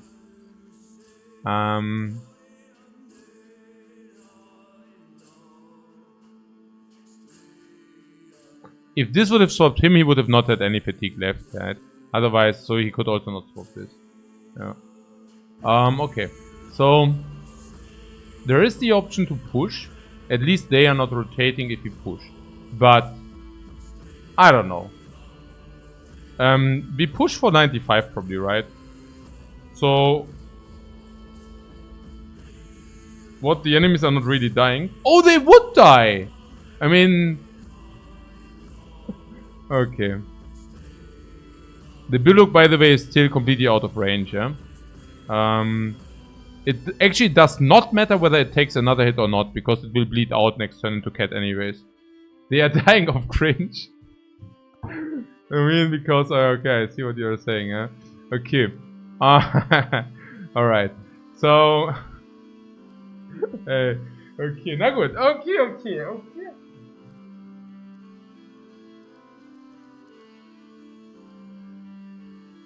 Now I'm thinking, if we push this away... Okay, you know what? This guy has defensive 57, right? So they have like 18% to hit him. We could walk here to swap him out. A dangerous endeavor. Okay, I mean, we could also just do that next turn, honestly. Unless he gets double hit in a row. Which is rather unlikely, right? So, we do attack this one. Because they will probably rotate anyways, and then it doesn't matter which one we attack. Yeah? Okay. So, what was about this guy here? Naja, this moves in here anyways. So we might as well move him in. 300 first hit is being soaked. That is massive. That is absolutely massive. So given that this guy does not really hit us, we can actually immediately attack him. That is option number 1. Option number 2 is we walk him back. Yeah, I don't know. Also walking back and forth ist halt also ein bisschen weird, ne? Also I think we can just pan. Yeah. Who bleeds now? Yeah, they, of course. Okay. Who are they? Okay. Okay. Did he just hit anyways? No, they stunned him 2 turns. What a garbage, man. Oh, okay, shield was clear. Okay. Okay, that's all clear. Good, so far nothing, let's say no surprises, right? Yeah, these are all no surprises. This hit, by the way, if this would have hit, it's exactly the same as if it doesn't hit. Because this guy goes catting anyways now. Yeah.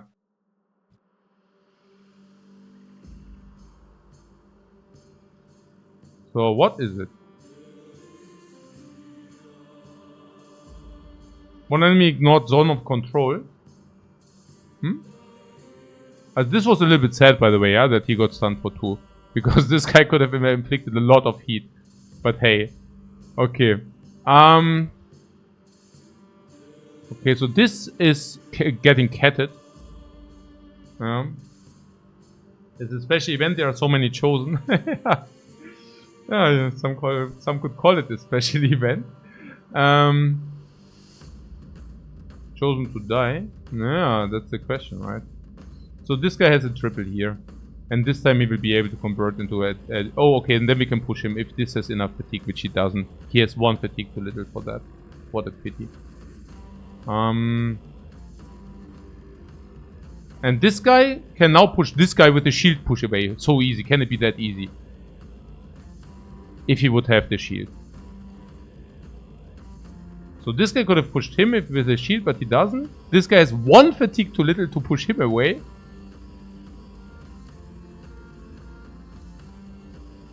I mean, okay. What about a double while we can? I don't know. I mean, it seems alright because this guy does act now. And if he attack now, this guy will also have a wound. Maybe. And the wound might hurt him. And it's also double hit, which is not always happening. Hey, Tainted. Thanks so much for the sub, man. This game feels what? Really feel intimidated to play it to myself. That's perfectly fine. It's like not. You can definitely play it on a more reasonable difficulty level. Don't be afraid. It's really. It can be a really good game. Like if it's your cup of tea. Okay, let's go. The great sword is haunting down on them, and they do not like it for obvious reasons. Yeah. Okay, come. Yes. Okay. I think we are not getting around targeting this collateral as well, right? Because if you do target him collateral, maybe we have a chance to dispose him. With swords, throwing swords at him, throwing billhooks at him. You might think, oh, wait a second, but this guy has heavy, ultra heavy armor, right? Naja, wait until we sweep this, and then suddenly it's much less. Then we focus fire again, and he's already like nearly armorless. Then there are all the sword hits. And the billow hit. The billow can also strip the entire armor. But there probably won't be any. And then this slices through this like cheese. Cheese? Like butter. You will see.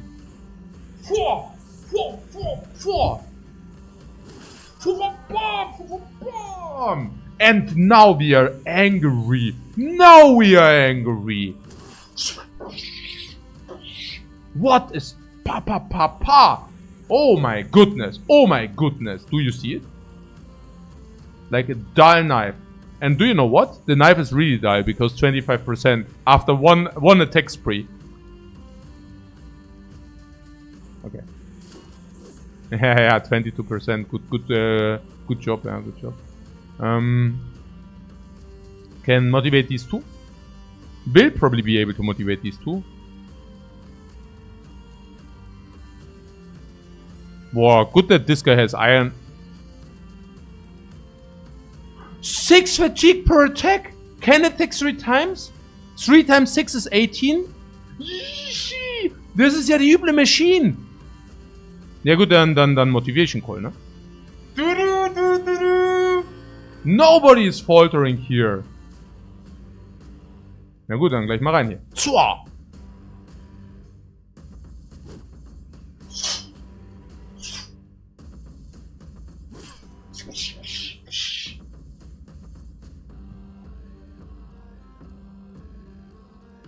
Okay, this guy can actually not do a round swing. He can only do a single, and if he converts a single, he is not able to do again. On the other hand,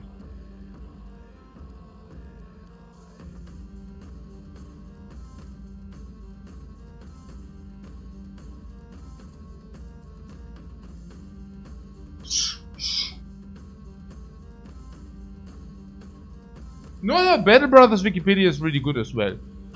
Poor Berserk! Poor Frenzy! What? Do you want to evoke my wrath, you little being? Poor minus bones, minus sinew. What? Oh, what? I'm bleeding out here. Please do not hit me. Please do not hit me. Okay. Na gut. So what is this? Na gut, also full bam, ne? Now? Bye, go somewhere else. Crazy being. Jetzt geht's upper. What is here? Ja gut, this is only one hit, no? Oh, actually, the Billhook wants to make the killing hit. Why? Because of killing frenzy? Because he's really angry? And this guy? I'm the lone wolf. I'm the freaking lone wolf. What do you guys want from me? Okay, and this here? This guy is completely out of order. I practice this hit. 1000 times. So that I can deploy it now. Whoa, no. Okay, they are so afraid. And look at this now.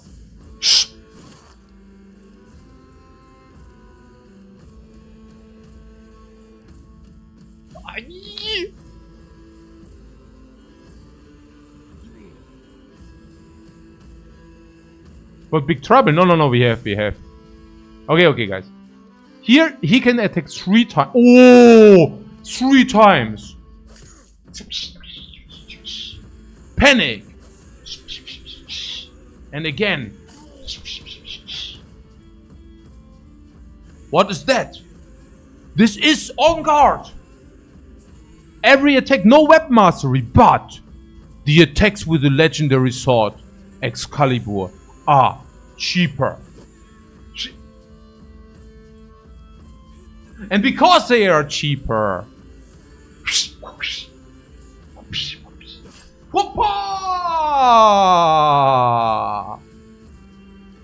oh yeah. Oh, here. Ha! 7% they had. Okay, hit, no problem. Oh, whoa. Oh, guys, oh.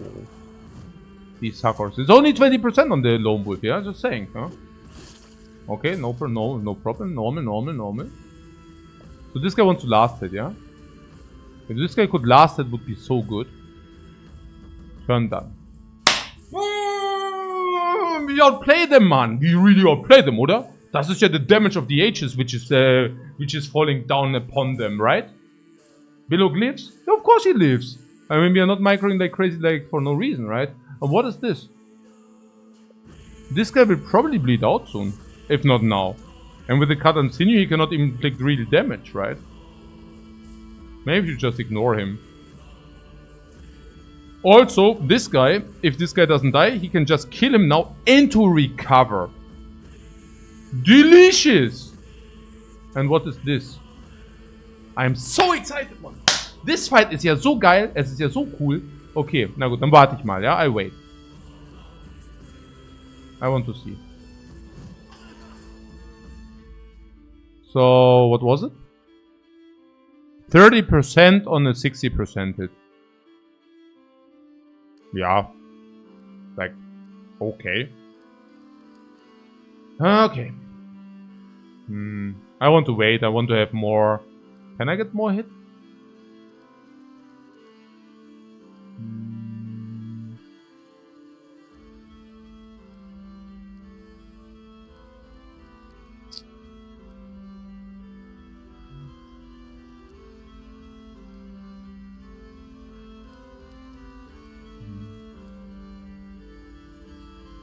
Not really. As much as I would love to have it. But this guy comes in now, so I need to get the 5% now. Give me these 5%. Huh? Okay, never mind. What's here? Yeah, good. I mean, what is he supposed to do, right? I mean, okay. So this weapon, yeah, good. Also we play it until it breaks. So this is here, right? There's a very good space placement here if you want. I would try for that. No, we cannot. If we do this, we do not have reap.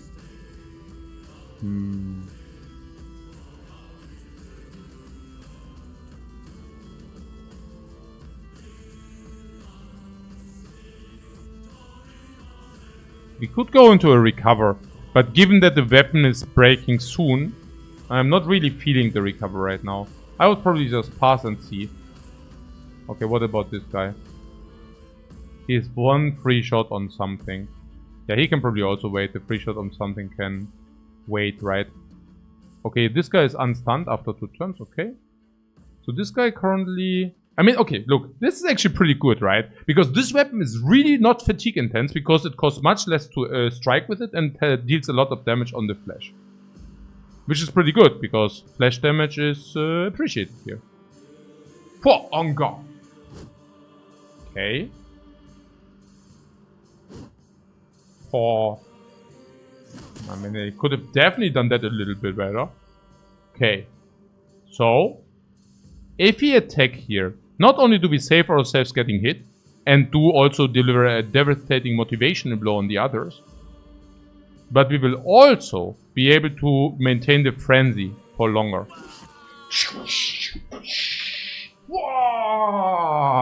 And now we cannot move, but recover. The angel came down. 40 recovered 40. What? In the turn we attack. 40. Full stabilization. Okay, this is still Gabachio.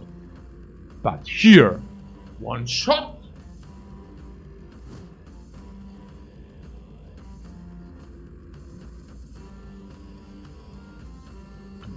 Ein bisschen. Ja. 3 attacks here. Look at this. Dagger is so good. Dagger mastery. Where are you buddies now? Call the hospital. Okay. I do see a very, very strong move here. Walk here. Kill this guy. Insane. Receive killing frenzy. Are able to play again. Kill the entire armor. With a billhook. With a name billhook. What a play. Whoa! On the head. We did attack the head.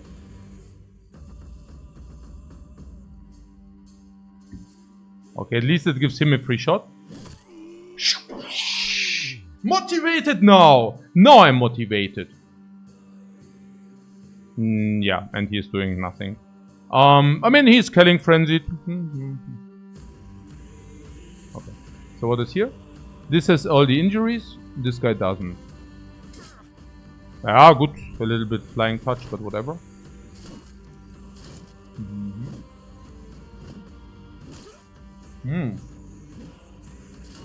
These are only like not high chance, yeah? These are not high chance. Did he stun again? Nein, hey, schon wieder 2 turns. Hey. Okay.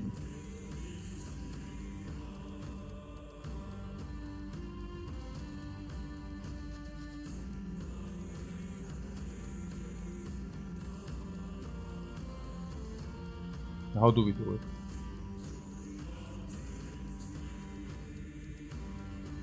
If this guy could kill, that would be so good. Wait. This guy is ready. But this guy... Okay. So he waits, right? He waits? Yeah, I mean if he kills one later, that's also fine. He waits. So this guy. He waits. This guy. He attacks. Right? Like, yeah, why not?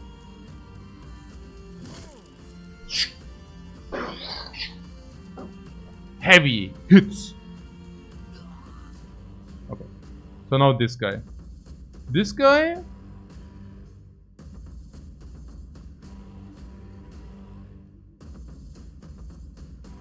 Okay, this is actually 95%, yeah? So...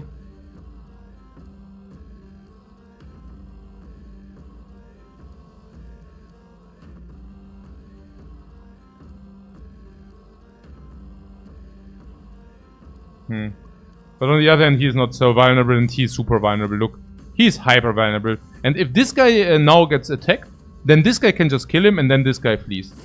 Right? Unless headshot. Hey, warum denn die ganze Zeit Headshots? There's a time when you want headshots. It's not now, guys, if you're wondering. Well,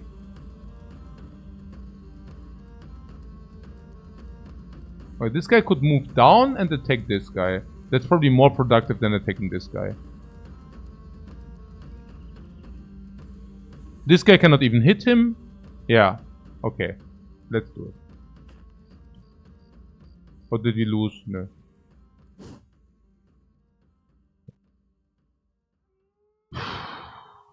So if this guy moves here and attacks this, is good because then this guy can bam, yeah? Not only, but we also enable move down, kill, kill with frenzy. No freaking way, that is just so strong. Okay. Good, I mean he only has one target.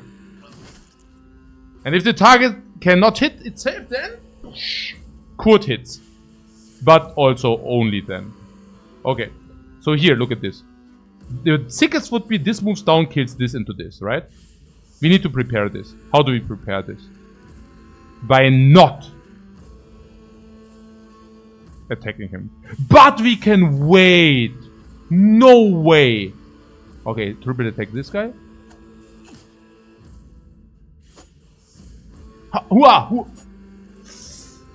Okay, but this spearman is suck, yeah? This spearman is suck. Why? Because Spearmaster in some fights in the late game he's not very good.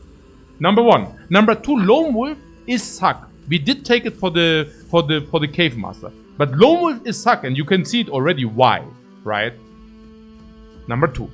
Number three, unless you want to sacrifice him. If you want to sacrifice him, it's not that bad. But that's like we basically beat we killed 2 birds with 1 stone. Number 3. Does he have any good tech or VIP tech?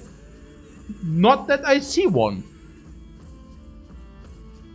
Beautiful, right? He keeps the garbage busy. Okay, look at it, but look rather at this. Okay, guck mal. Kill, frenzy, very angry, ultra. Ey, das ist so insane. Whoopa, frenzy, and confident, and again. Whoosh.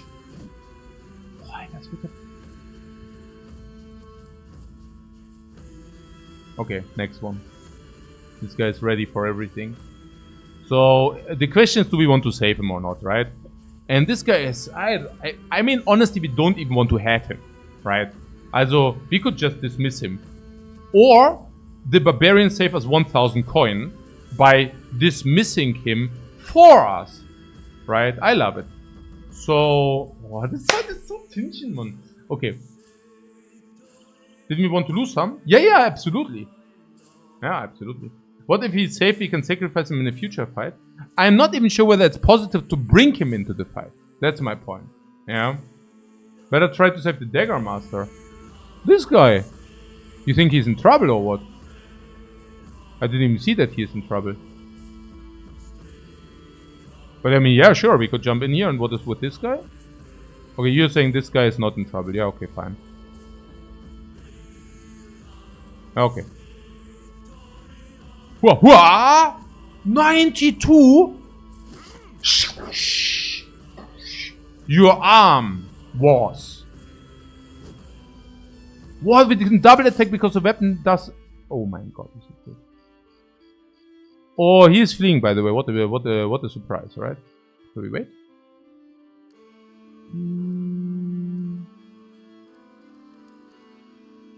We could accelerate his death if you want that. Okay. Yeah, cat.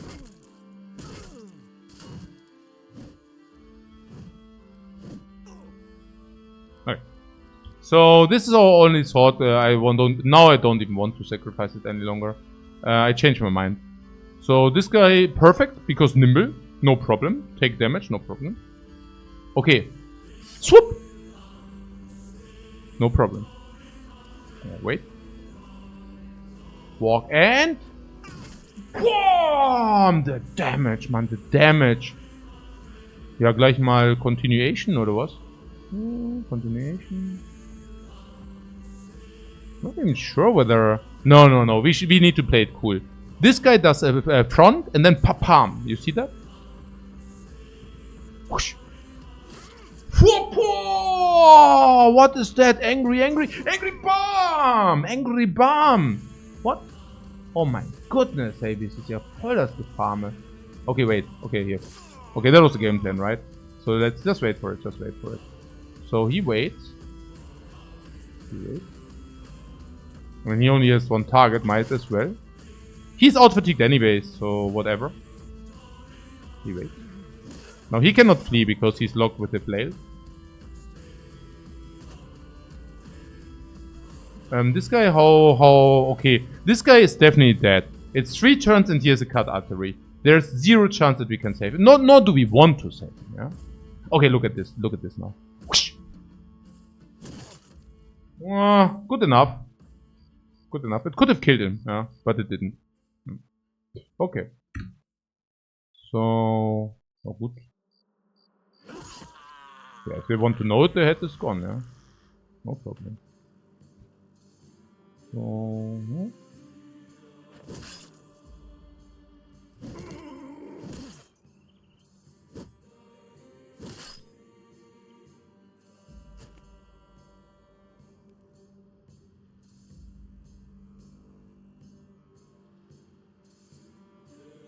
yeah, he cannot hit any base. Can as well continue to convert.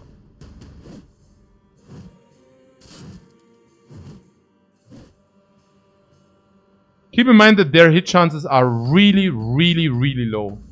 Yeah, really low. BAM! That hurt, didn't it?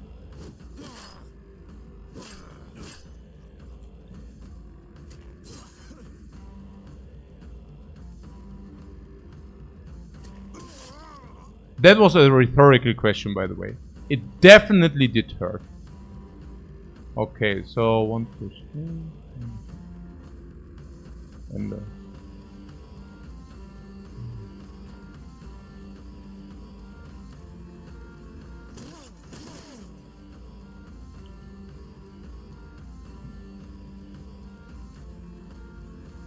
it's very important to keep the lone wolf distance, yeah?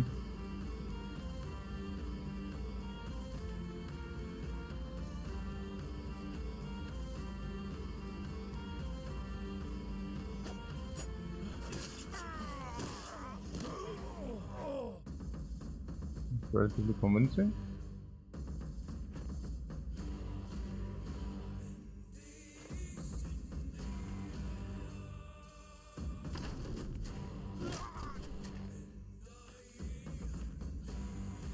Really? They are still in the game, guys. They are still in the game. With this, we wait for the wound. Here we have a fair and square fight. Man against man. This is how it looks if we actually have a fair fight. Here we have a fair and square fight. This guy attacks this because the other one can be daggered. Do you see the executioner? Yeah, I see it as well. Here moves up.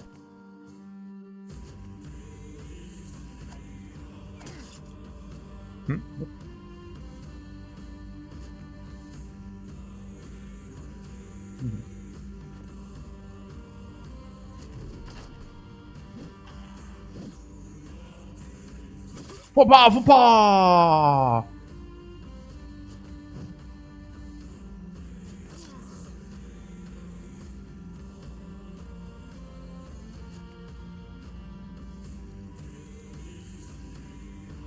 And this is what clean gameplay looks like. Oh yeah, guys. Oh yeah. Brr, where's the last one? Ah yeah, the drama, Ah. What F for Raban? Unfortunately, Raban lives another day with a missing ear. He basically didn't even suffer a wound. 400, 400, 800, 400, 400, 600, 400, 400, 600, 400, 400, 420, 420. How many do get 420? What? Insane.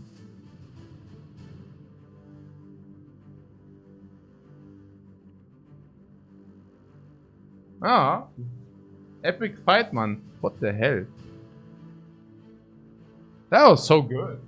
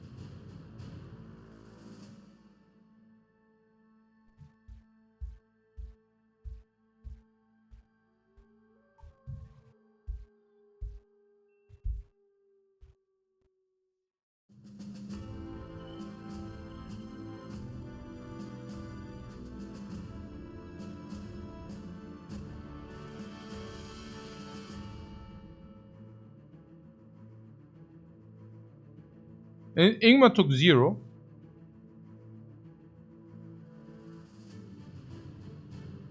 And that Swordmaster Bat survived was also clear. Huh. I'm a little bit missing the reward for that fight. I'm missing the reward for that fight because it ain't there. Guys, it's not there.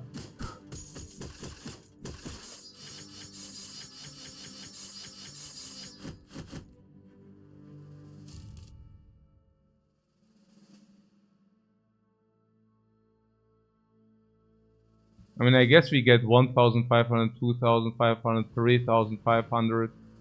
I guess we get like 5k for it. It's not too bad. What, the fight was the reward? Right. How could I forget that, right?